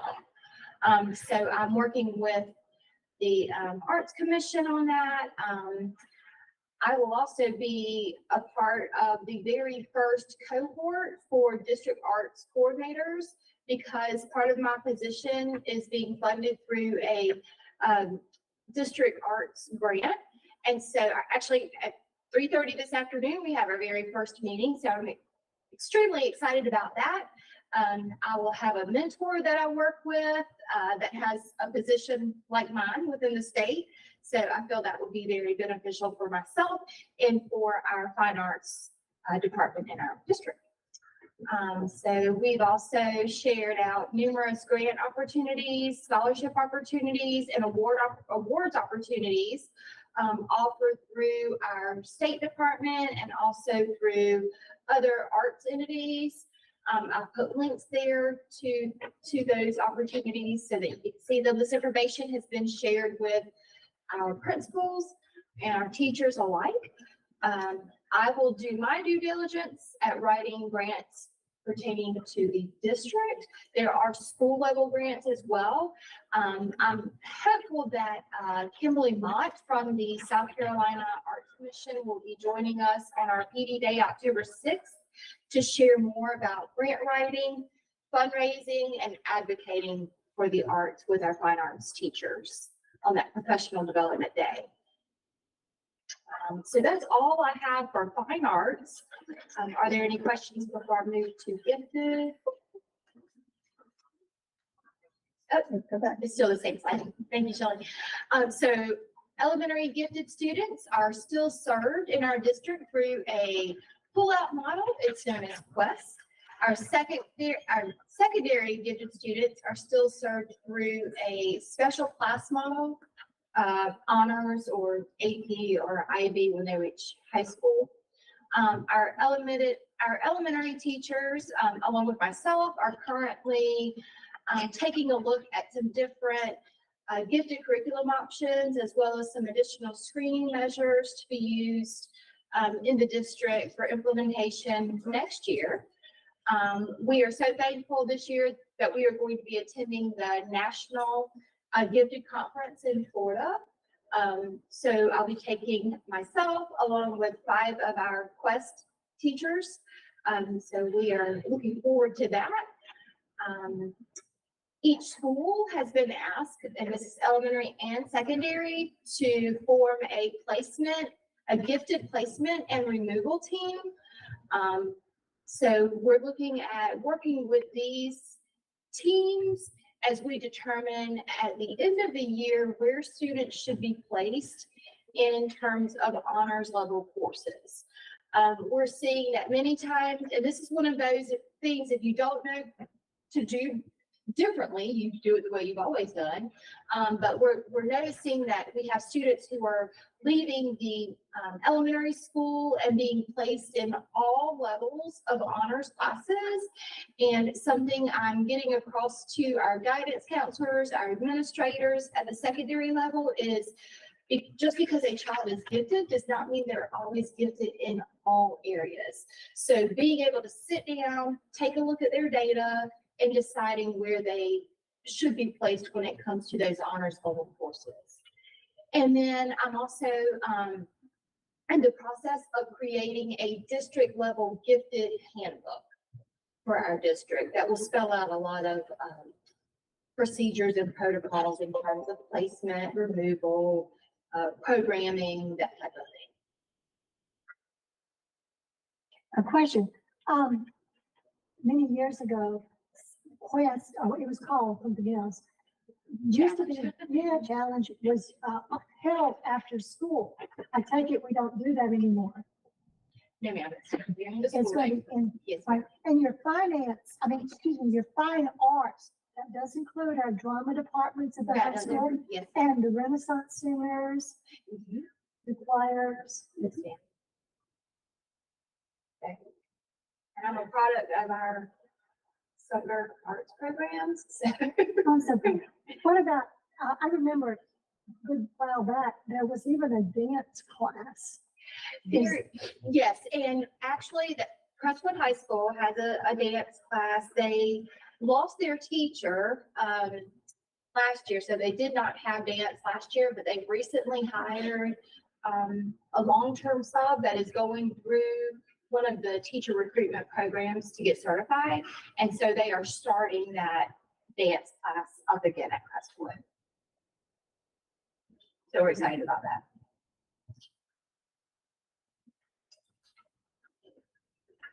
Thank you very much. How did we do without you? And thank him for being so diligent with the grant writing to help get that position. Right now, Dr. Kempton with secondary ELA. Hi, it's great to be able to talk to you. My name is Dr. Kempton. This year I'm coordinating secondary ELA, also coordinating world language and our AVID program. So just a little bit about me since you haven't ever heard from me before. I am a certified secondary English teacher. I'm certified elementary through high school as a literacy and reading teacher. I'm an endorsed literacy coach for the state and literacy specialist for the state. I've been on state committees since 2008 in curriculum instruction and assessment. My last committee assignment was the 2023 standards in early childhood of that subcommittee. I am a past president of South Carolina Literacy Leaders. I just rotated off that board and onto the board of our local chapter of the South Sumter Area Reading Council, which is a part of the Common State Literacy Association as their president. I am a LETRS local facilitator, so I'm one of those district trained people. I have written many grants, community partnership grants for the last 7 years through our summer reading camp program. I present at state conferences every year. And I am also an advisory member with the Writing Improvement Network, which is a part of the Education Oversight Committee and also affiliated with USC. I moonlight teaching graduate courses for USC and also developing micro-credentials for Carolyn Cred at USC. And just last month, I was selected to be a national member of the diagnostic review team for COPNIA. So that's a little bit about me since you haven't ever met me before, and I'll talk a little bit today about secondary ELA. So with our standards, we are going into full implementation mode this year, even though it's the bridge. One of the main reasons why is in high schools where we usually teach our rhetorical triangle, and that's that ethos, pathos, and logos. That has been shifted in the new standards to 6th grade. While we're being tested this year with the 2015, which deals a little bit with persuasion in 6th grade, if that group of 6th graders doesn't hear about the rhetorical triangle this year, which is a heavy lift for them, when they get to 7th grade and are tested during the full implementation year where the state is testing their knowledge of that, there would be a gap. So we went ahead and made the executive decision to go full implementation during the bridge. So since so many big things were shifting for that secondary group. So our initial training started as soon as the standards were inked and dried in January. So our February district training, I linked there for you. We dealt with an introduction to the standards for our current teachers that were with us in February of last year, along with some data review. We do that every time. And then we've had ongoing PD with that, and we'll continue ongoing PD. Our teachers had a chance to sign up for some webinars sponsored from the South Carolina Department of Education during the summer. Some of them did. I attended all 3 of those.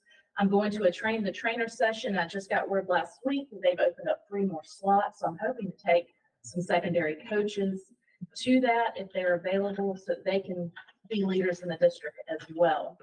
We do have an ELA secondary task force. They met for the first time this summer.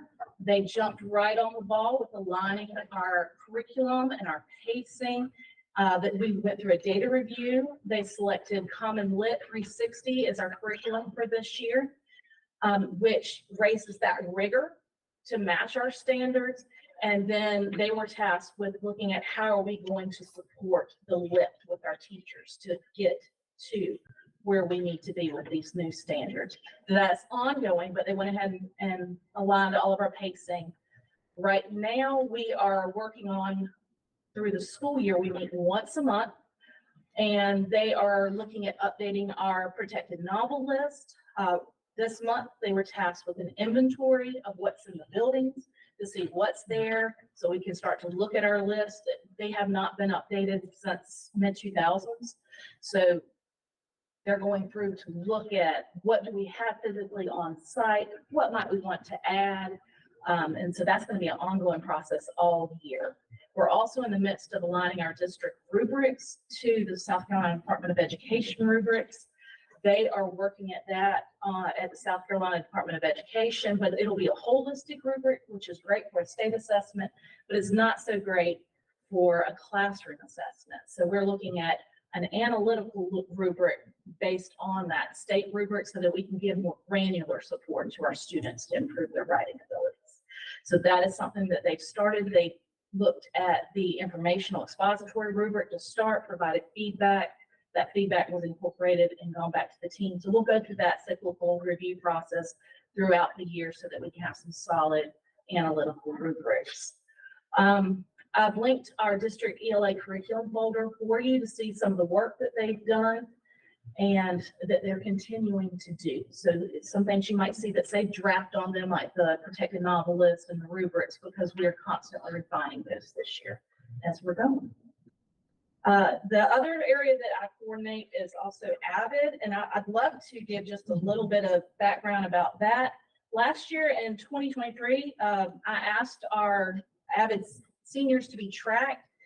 So we had a cohort of AVID seniors at Sumter High School. We had 19 seniors. They received 64 acceptance letters and $716,495,000 worth of scholarships last year out of that group of 19. So we're very proud of our AVID seniors at Sumter High School. So we'll continue to collect that data. Do you have any questions? Is it possible that some of your avid students could have also, no, they couldn't have been in the year up, could they? Because They can. This group of seniors who graduate in 2024, some of them are AVID students. So they could have been possibly served through AVID and Gear Up, because the Gear Up was available to all. that's double seniors in that assistance. Wow.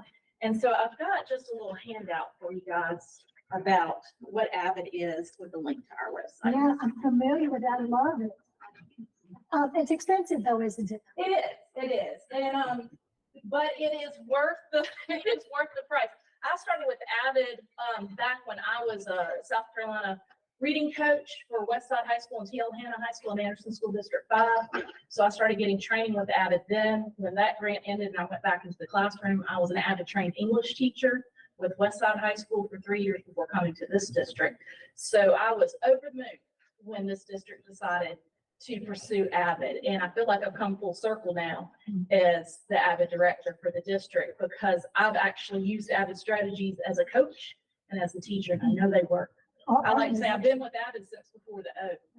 Right. Now, when we say the district has AVID, does that mean each high school? High schools were given the choice this coming into this school year whether they wanted to continue with the AVID program or not. Sumter High School, Lakewood High School chose to continue. Crestwood High School chose to let go. And if I'm not mistaken, a few years ago, R.E. Davis had an AVID, I believe. They did. With the new principal who just came on board, she asked to be reinstated into AVID, and so we just added her back to AVID. So she'll be bringing that back to R.E. And that's Davis. K through 8. But does that mean that middle schools could also ask for it? Absolutely. So we have currently Bates Middle School, Hillcrest Middle School, Furman Middle School, or AVID Middle Schools. For our elementary schools, we have Manchester Elementary, McAllis Springs Elementary, Lamira Elementary, and now we've added back R.E. Davis, which is K-8. Manchester just had a kindergarten signing day. I don't know if you saw that in social media, but I can get you one of the pictures from there. We do AVID monthly site coordinator meetings where I meet with all of them. We share what's going good in their building, but we also look at what upcoming dates and what we can do to better our AVID program. So they instituted, this was the first year where they had a signing day. So, you know, you're used to seeing the high school students with the screen behind them and they're signing for their college acceptance or going off to be in college. our kindergartners had that chance. They sat with their big pen, they got their Manchester hat, and they were signing. So it's onto being in an Avid school. So it was big excitement for them to enter into. So we're bringing those college and career readiness strategies all the way down to pre-K and kindergarten in our elementary schools. What made them, the Crestwood group, what made that decision? I mean, One of the decisions that they cited in that is they don't have enough teachers to fund an Avid elective. So in the middle and high school, you're required to be a full certified school in Avid. You're required to have an elective class. And that elective class starts in 6th grade through a recruitment process. So we're looking for students who, with the support of Avid, can access higher level college and career aiding courses, whether they're CP, honors, IB, or AP. But as early as 6th grade, they're teaching them how to organize in a notebook, how to check their GPAs, how to plan for personal financial literacy is a piece that Avid pulled in last year. And this year, Avid added for our elective classes and students, an AI program called PackBack that gives them AI tutoring in writing. And it works with the teachers as well. So that's something very new that Avid is constantly finding innovative ways to support our kids. Now, could this be placed on our district website? Yes, ma'am, and it is. It is. We have a Avid page that has this information on it, and it's linked to the district website. And I know you asked about Crestwood. For high schools have an option of Avid or SREB, Southern Region Education Board. So they do have a reform models, 2 reform models that you can follow. This framework for instruction. Avid is one and SREB is the other. So some middle schools are Avid, some are SREB or making middle grade work. Some high schools, one high school is SREB and the others are Avid. So there's the option of the principal to choose which one they want to use as their framework to improve students' college and career. That'd be interesting to see a debate, wouldn't it? Those programs do go hand in hand, I think. in You high think school. so? It was both. Yes, I was trained SREB Okay, and I was so you trained feel Avid. like it's just whatever the choice is. They go hand in hand. that's good to hear. Because I think all students need to be participants in some of these activities. And I think some of the problems that we have as educators or community members is that we don't hear a lot about these activities within the school system. And when students come to us for assistance, it's as if they've never heard of any of the programs. I'm glad to say that in the fine arts area, I've had a number of students in the community, not just Sumter, but Camden and other places that have requested assistance in getting into schools with the fine arts. And a lot of our students are interested in it. I mean, they want to go to the top. They don't want just mediocre programs. So I've had to learn about fail safe, I call them that, schools and Florida schools and other kinds of schools to introduce them to that process because they really want, that Crestwood, they're dealing with animation and all those things. And it's interesting for me to see our students interested in it and getting out of the 12th grade saying, that's where I want to go to school. And that is the focus with Avid is college career readiness. Yes, there's the Avid cohort of elective students who need that Avid elective to access that more rigorous curriculum. But Avid also has a school-wide piece, and that's really what the schools are aiming towards, not a school within a school type program. They're aiming to go school-wide where every student is benefiting from the Avid program. Avid added last year an advisory program curriculum. So if we have homeroom or advisory periods, which we used to have at Lakewood and Crestwood, and they don't have in the schedule anymore, But if they were to add back an advisory time, even if it's 20 minutes a day, there's an entire Avid school-wide advisory curriculum where they do not have to be part of the cohort of Avid elective students to still receive that goal setting. Hillcrest Middle School has done an excellent job. They are on their way to hopefully earning national demonstration site status down the road.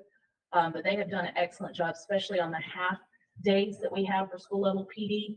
Their students go and meet in homeroom and they look at their data. Students track their own data and their data notebooks and set goals for themselves. And those strategies they learn school-wide from Avid.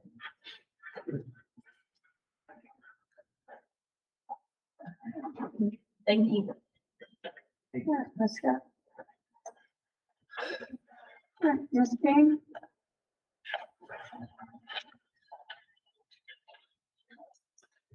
Good morning again. I'm, in addition to Gear Up and secondary math, I also coordinate the virtual with Apex Learning. That's the, credit recovery, initial credit with our high schools. And I'm also the homeschool liaison. For secondary math, we've worked on the new pacing and curriculum guides for middle school math. We had a group of teachers that worked over the summer with realigning that pacing curriculum with Math Nation, using their pacing for the courses. We provided PD on that middle school curriculum and the pacing guide on the 28th, that first PD session. And that will be ongoing PD throughout the year. I've also been doing ongoing PD with individual teachers and with math departments.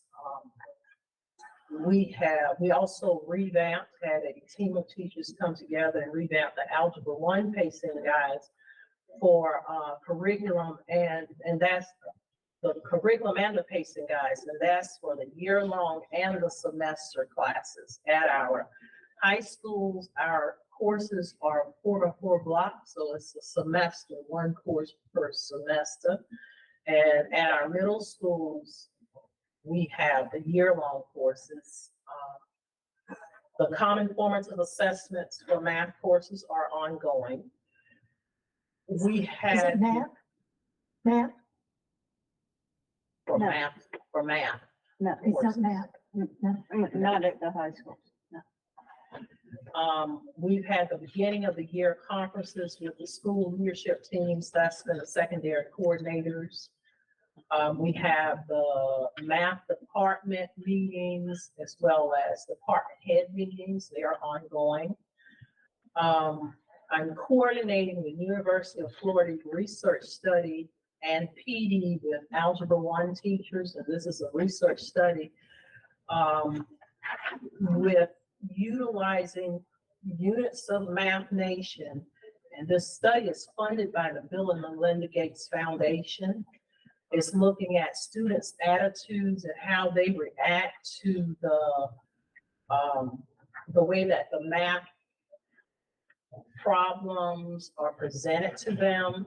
And the students are giving their reactions and their feelings about the type of questions, the way the questions are being asked. I'm assisting new teachers with curriculum, with the resources. We're actually assisting them with the culture. A lot of them have international teachers. And it's a huge lift for them. The content is not necessarily a problem with international, but it's an issue with just adjusting to the culture of our schools. You know, it's all different for them. So assisting them has been a task, and providing assistance for long-term substitutes. In some of our classes, we have long-term subs.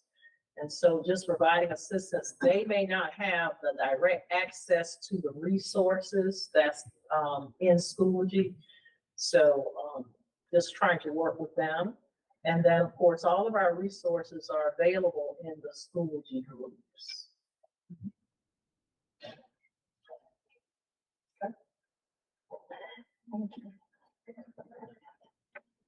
Who makes the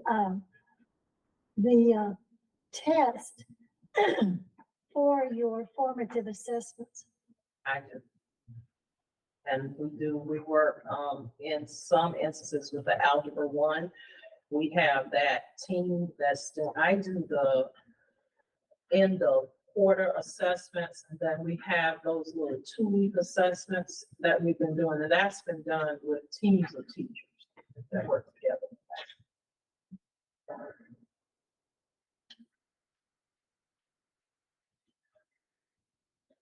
Dr. Span, any questions? No, no question. Thank you. Okay, Mr. Jones?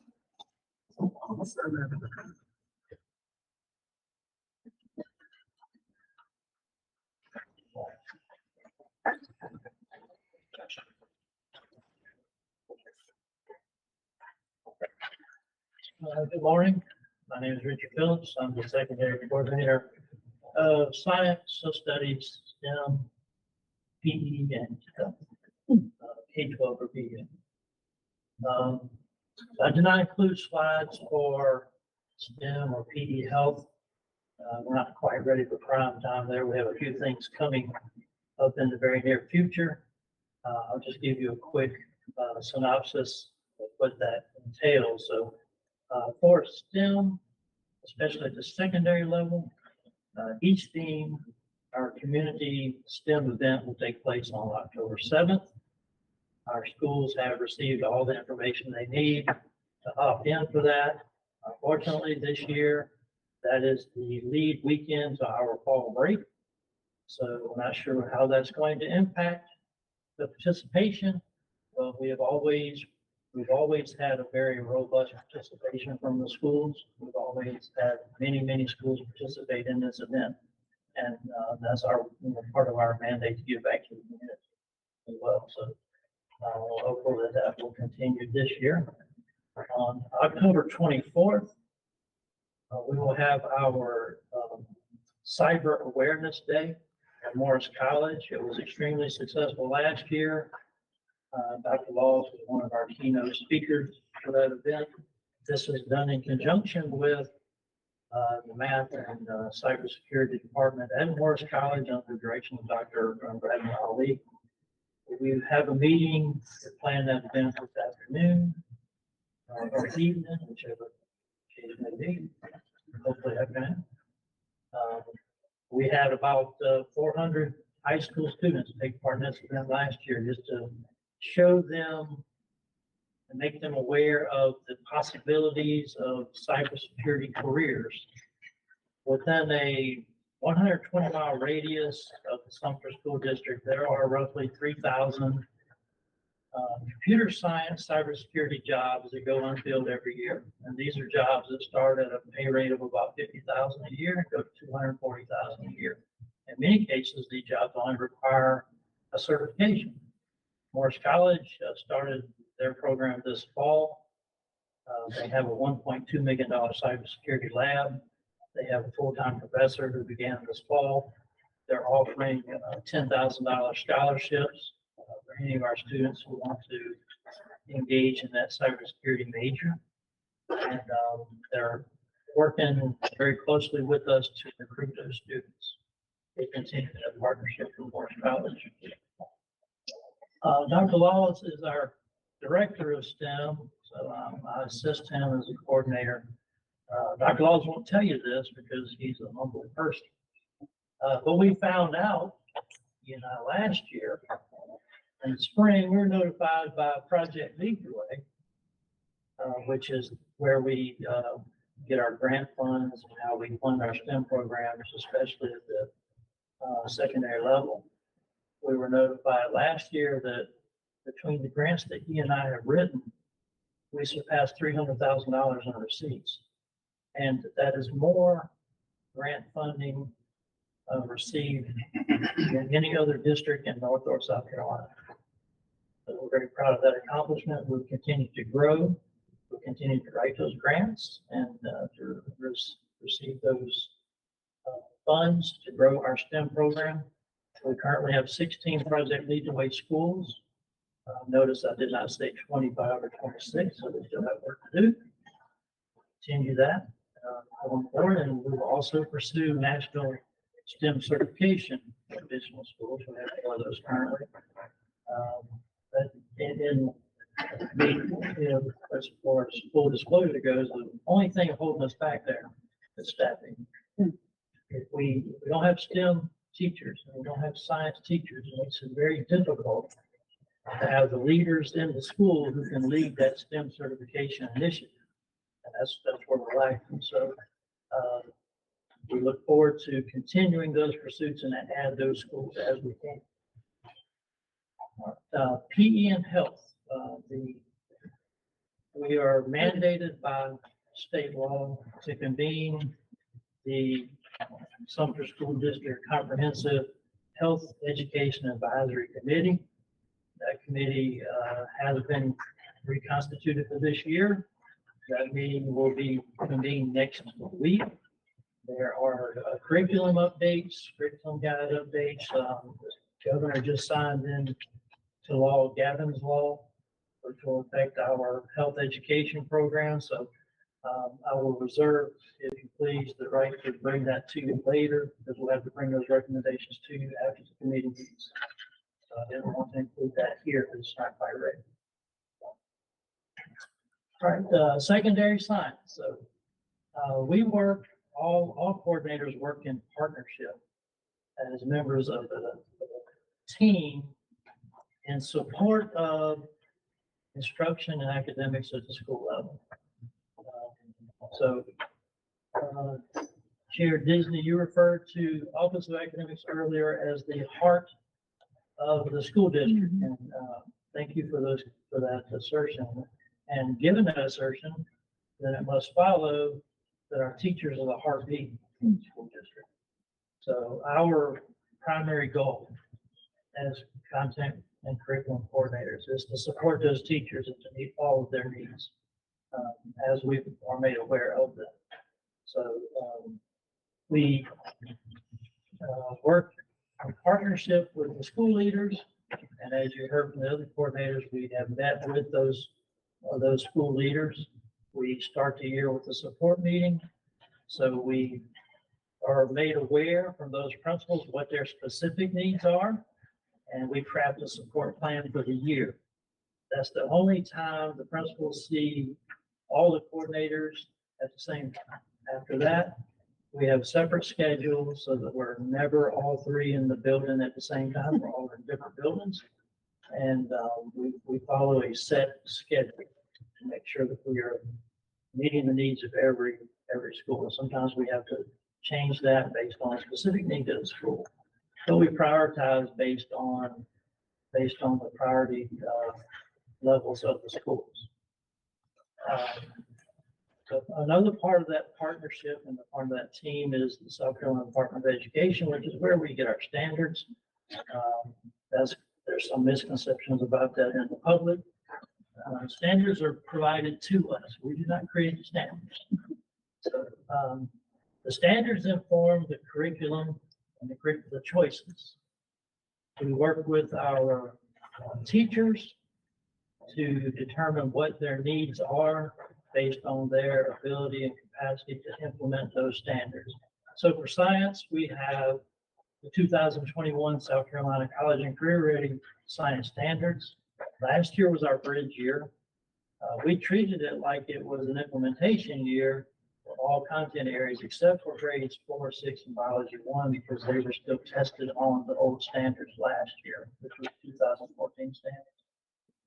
This year, the 2021 standards will be assessed. However, South Carolina Department of Education has applied for a waiver for the 4th and 6th grade SC Ready Science Assessment. I'm very hopeful that this will be granted, especially given the fact that those 4th and 6th grade standards changed 67%. We don't feel like it's fair for our teachers and our students to assess them on standards that have changed that drastically. And they're just now teaching those standards for the first time. really needs to be a grace period there. We're hoping that this year will be that grace period. 2023-24 Biology 1 end of course assessment will assess the 2021 science standards, but it's been merged with the 2014 standards. So there's a crosswalk document that the South Carolina Department of Education provided that's been provided to the teachers. The formative assessment that was created for them, which may also serve as their student learning objective SLO assessment, was based on that blueprint and that framework. They know exactly which standards are going to be tested. We do not know the questions, of course, but we know the standards. So that's how we prepare our instruction for the year there. District-wide, we're piloting a middle school science program this year called Open SciEd. It's hyperlinked there for you, so in your leisure, you may take a look at that. It's a very robust program. This program was created by the folks from NGSS, which is Next Generation Science Standards. These are the folks who wrote the standards, are the ones who created this program. So if you want to utilize a program that you know for certain will require teachers to teach the standards with fidelity and the way in which they were crafted, this is that program. This program has been adopted by many states and was piloted for 3 years in 5,000 classrooms. And in the states where this was adopted, science test scores have gone up double digits each year. So this is our pilot year. As I have explained to principals, and sometimes I have to explain it again to teachers, this is going to be a slow process. Not only did the standards change, but the pedagogy changed for the teachers. The way you teach these new science standards is not the way you used to teach science. It is active learning. It is the very definition of active learning. Students are learning by doing. They're learning vocabulary by encountering the vocabulary and developing definition of that vocabulary term based on their experience, not based on a list the teacher gives them to memorize or just absorb. So this is a very strong program. I've completed facilitator and teacher training. So I went through the training as a student, as a teacher, and as a facilitator. So this will be an ongoing process this year. July 28th, training session, all secondary science teachers, all middle school science teachers were in attendance. They completed that training. We will follow that up on October 6th, January 5th, and February 16th to continue that training for their capacity to teach in this manner. Could I ask you something? To teach in this manner, are our rooms, I know some of our buildings are quite old. Are our classrooms okay for that? For example, for some of the concepts, do you need a lab? Our middle schools and high schools, for the most part, have access to lab space. But we're fine at the middle school and high school level. The purpose behind, one of the reasons why we created that STEM mobile unit is because elementary schools do not have lab space, so we need to bring the lab to them. But for the middle Or school, build new schools? right. Now, are our schools state of the art in terms of science? No, of course not. They're old. I think the newest school we have, I think they're about around 26 years old as far as secondary goes. So it's not state of the art, but we make it work. We have lab space that is adequate. I'll call it that. It's adequate to meet the needs. Is it ideal? No.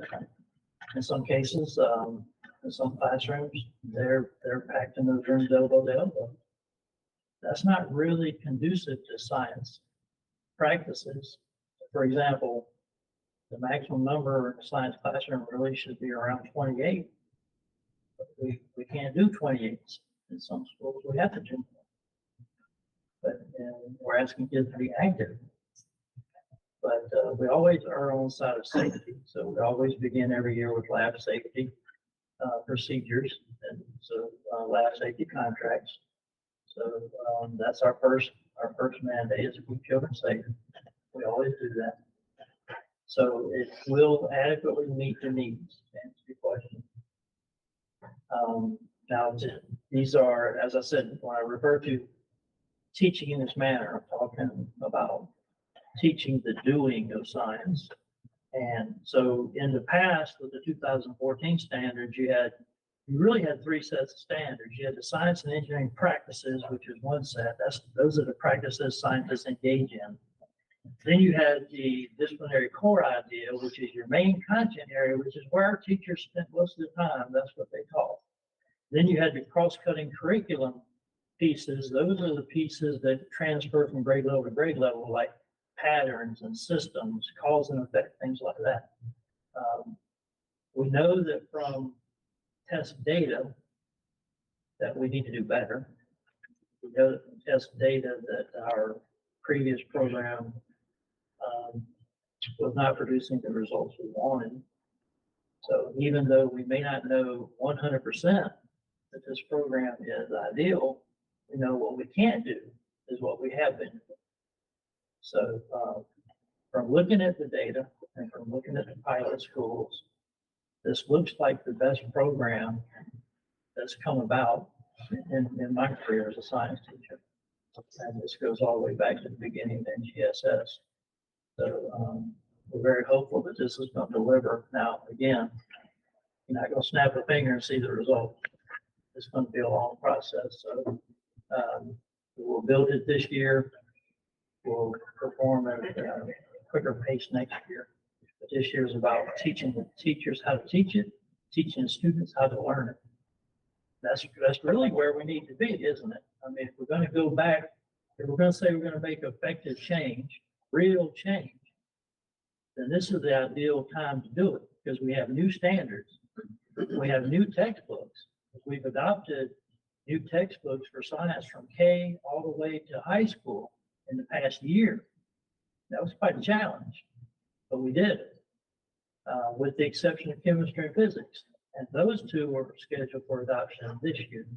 So with that adoption, we will have adopted new textbook resources for all content areas in science within 1 year or two.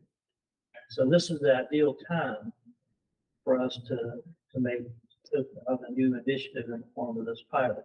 Now, this program is only available for middle school this year. High school is coming online. It'll be available for high school next year. It'll be available for middle school the following year. And the reason why it takes time is because it takes a lot of time for them to build the program. It takes 9 months for them to build 1 unit of instruction. That's because they tested. They tested throughout the country in so many classrooms, and when they get to feedback, they act on that feedback, and they keep improving it until they no longer improve it. And then they roll it out. So that's why it's taking time. Only half of the program exists for high school, so I didn't feel comfortable making that move yet. We need to see the whole thing. We're not going to do half of anything. We will continue to provide ongoing support in the forms of professional development. We offer asynchronous training. We have a catalog that teachers select their courses from. This is based on honoring the feedback of our teachers. When we meet with the teachers at the end of every school year in our departments, we do a SWOT analysis. So we look at strengths, weaknesses, opportunities, and threats. And some of the feedback included, they wanted to have professional development that was more targeted to their specific needs based on what they saw those needs as being. So we use that information to build a catalog, and under the leadership of Ms. Lassard and all the content and curriculum coordinators, we built this catalog. So now they have a very robust catalog where they can choose their own professional development courses, which they will do on demand. when their schedules permit them to do it. Because the thing about professional development through professional learning, that a lot of people lose sight of, is that it's only professional learning if you're in the correct headspace to receive it. And to mandate that you have to be here at this time and on this day, no matter what you have going on in the classroom, and that you have to be there and do this training is not always going to be conducive to your receiving that training. So that's what the teachers told us. And that's why we built this catalog based on that feedback. And it's been extremely well received. I mean, when we had our beginning of year PD and we rolled this out to the teachers, the feedback was so positive, and the energy was very positive. It was one of the most positive openings of the year I've witnessed since I've been here. We'll continue to build that catalog based on this feedback. We'll continue to offer the in-person PD on those dates previously mentioned.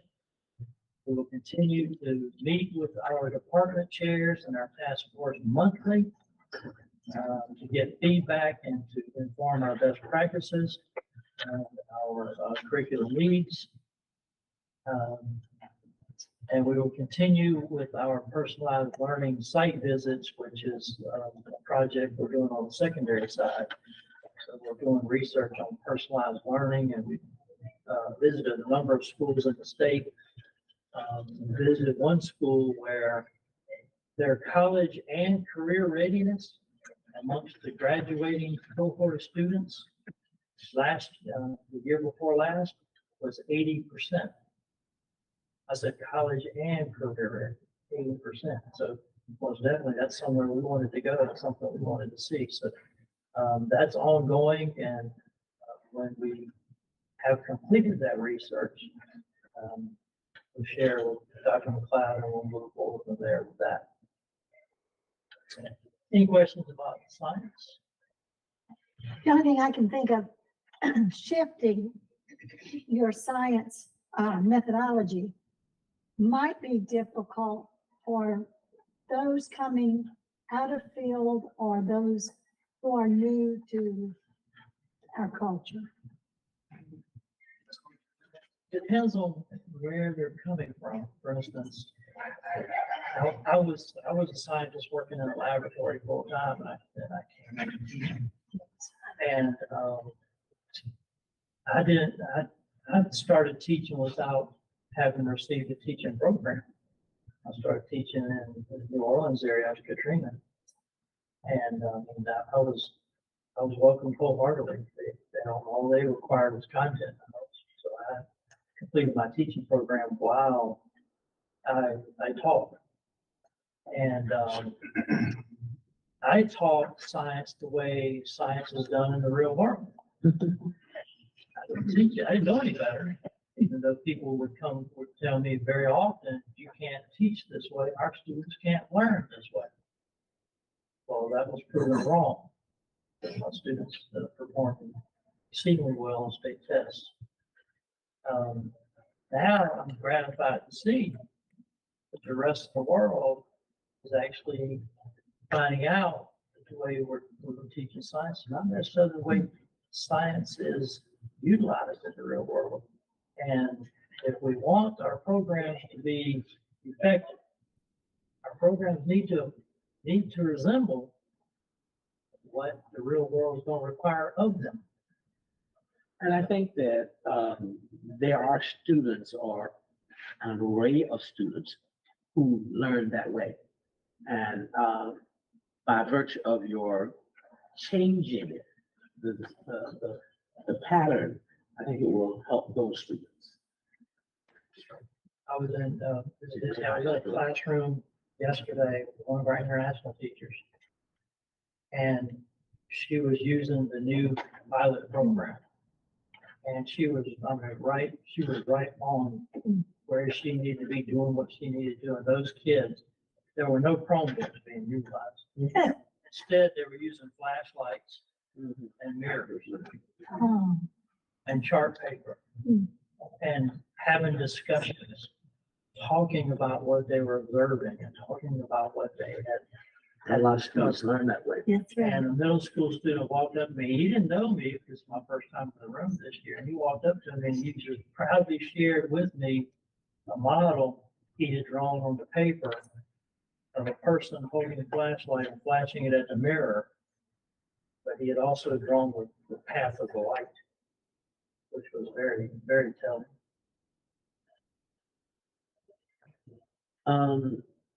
I want to make a statement that is not in reference to everything that you presented, because active learning and all the other concepts that we're doing today is very helpful for a lot of minority students.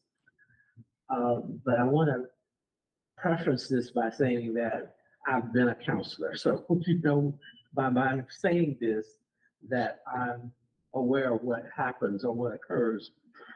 But back to the STEM issues and working with Morris College and other institutions, what are we doing to enlighten our school counselors to the value of those programs at Morris College and at the historically Black colleges in South Carolina?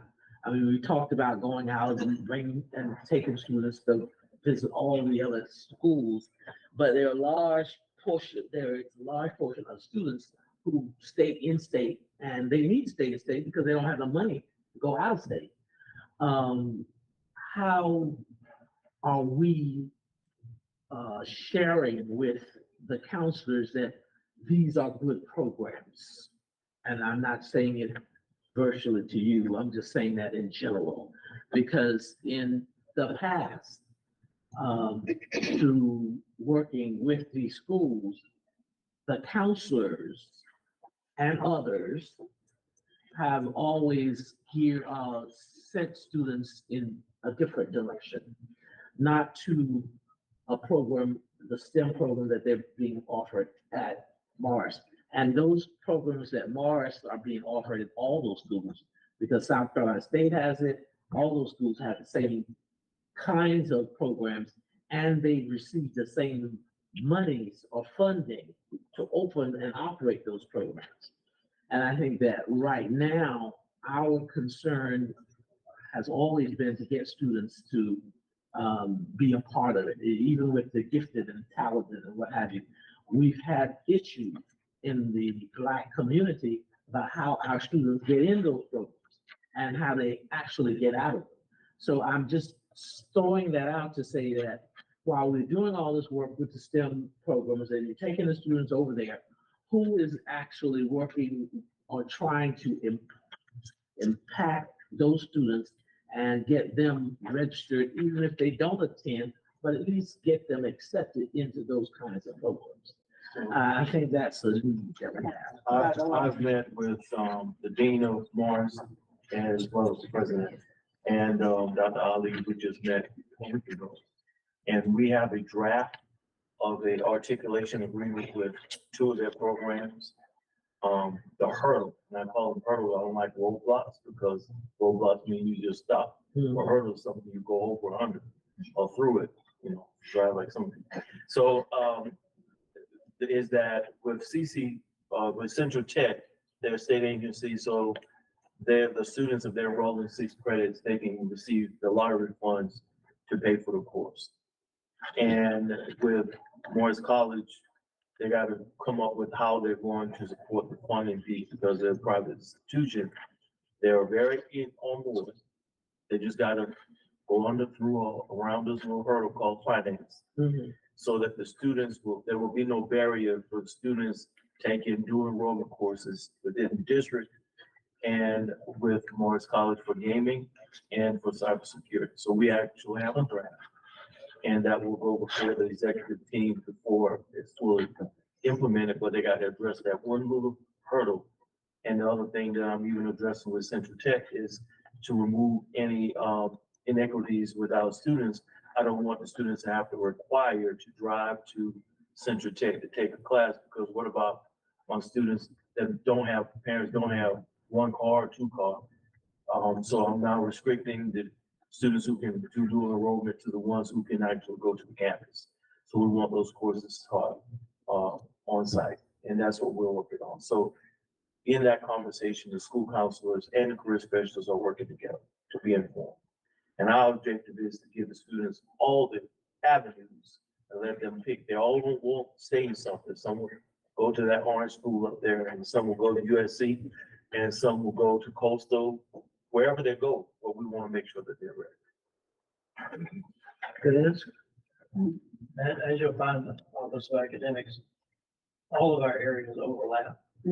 So when I do just overlap, so as I become aware of resources and opportunities, I share them with Ms. Thomas and anyone else who's supporting that area. For example, we share with the career specialists every year a program called Learning Blade.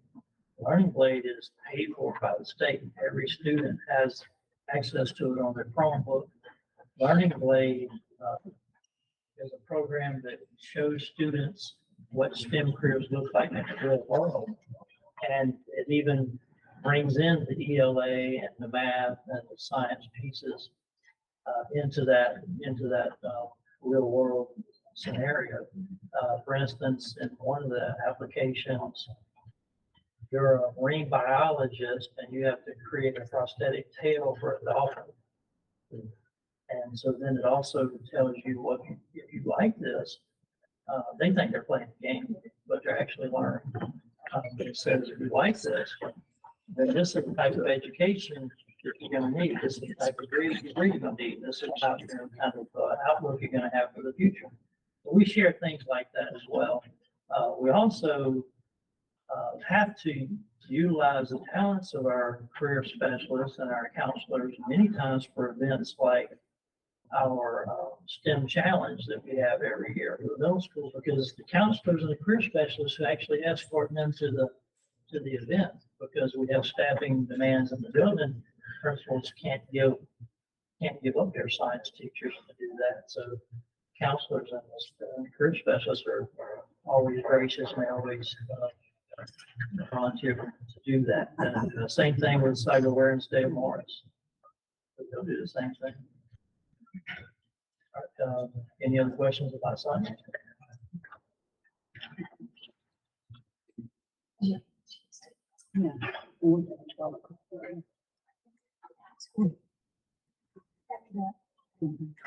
Thank you.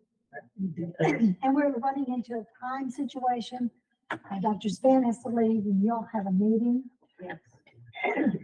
And so I will,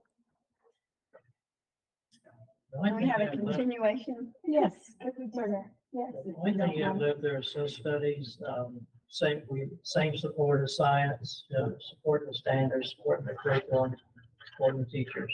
And it's on the slide there, and you can look at it if you're. And we do have Dr. Moore for accountability, that I think he would be more than willing to share in October. And we certainly understand the time restraints. You'll notice that our team is very collaborative. That is my expectation in the Office of Academics, and we share across departments. But we're excited about what we do and the way we support our teachers. And I just wanted to say, I'm hoping that every board member will watch this presentation. I can promise you, everything you presented today is not something that everybody knows about. And I also would hope that people in the community, if they're deciding to where to send their children, I would hope that this presentation today would seal the deal. We have an outstanding school district with academic opportunities that can't be beaten. And I hope that this presentation, I think it's at YouTube and it's going to be on the district site. Is that correct? I would hope that we can send this out to anybody who has any doubts about what we do. So thank you for today. It was almost more than I can take in, and I'm a former educator. So, thank you. Is there anything else we need to do to wrap it up? And there's no magic words I have to say or print anything. I don't think I do. So thank you very much. And, thank you, first of all, for what you do. Without you, we would have to close the doors. That's what we're doing. Thank you. Am I going to look at their presentation? It's because I took notes.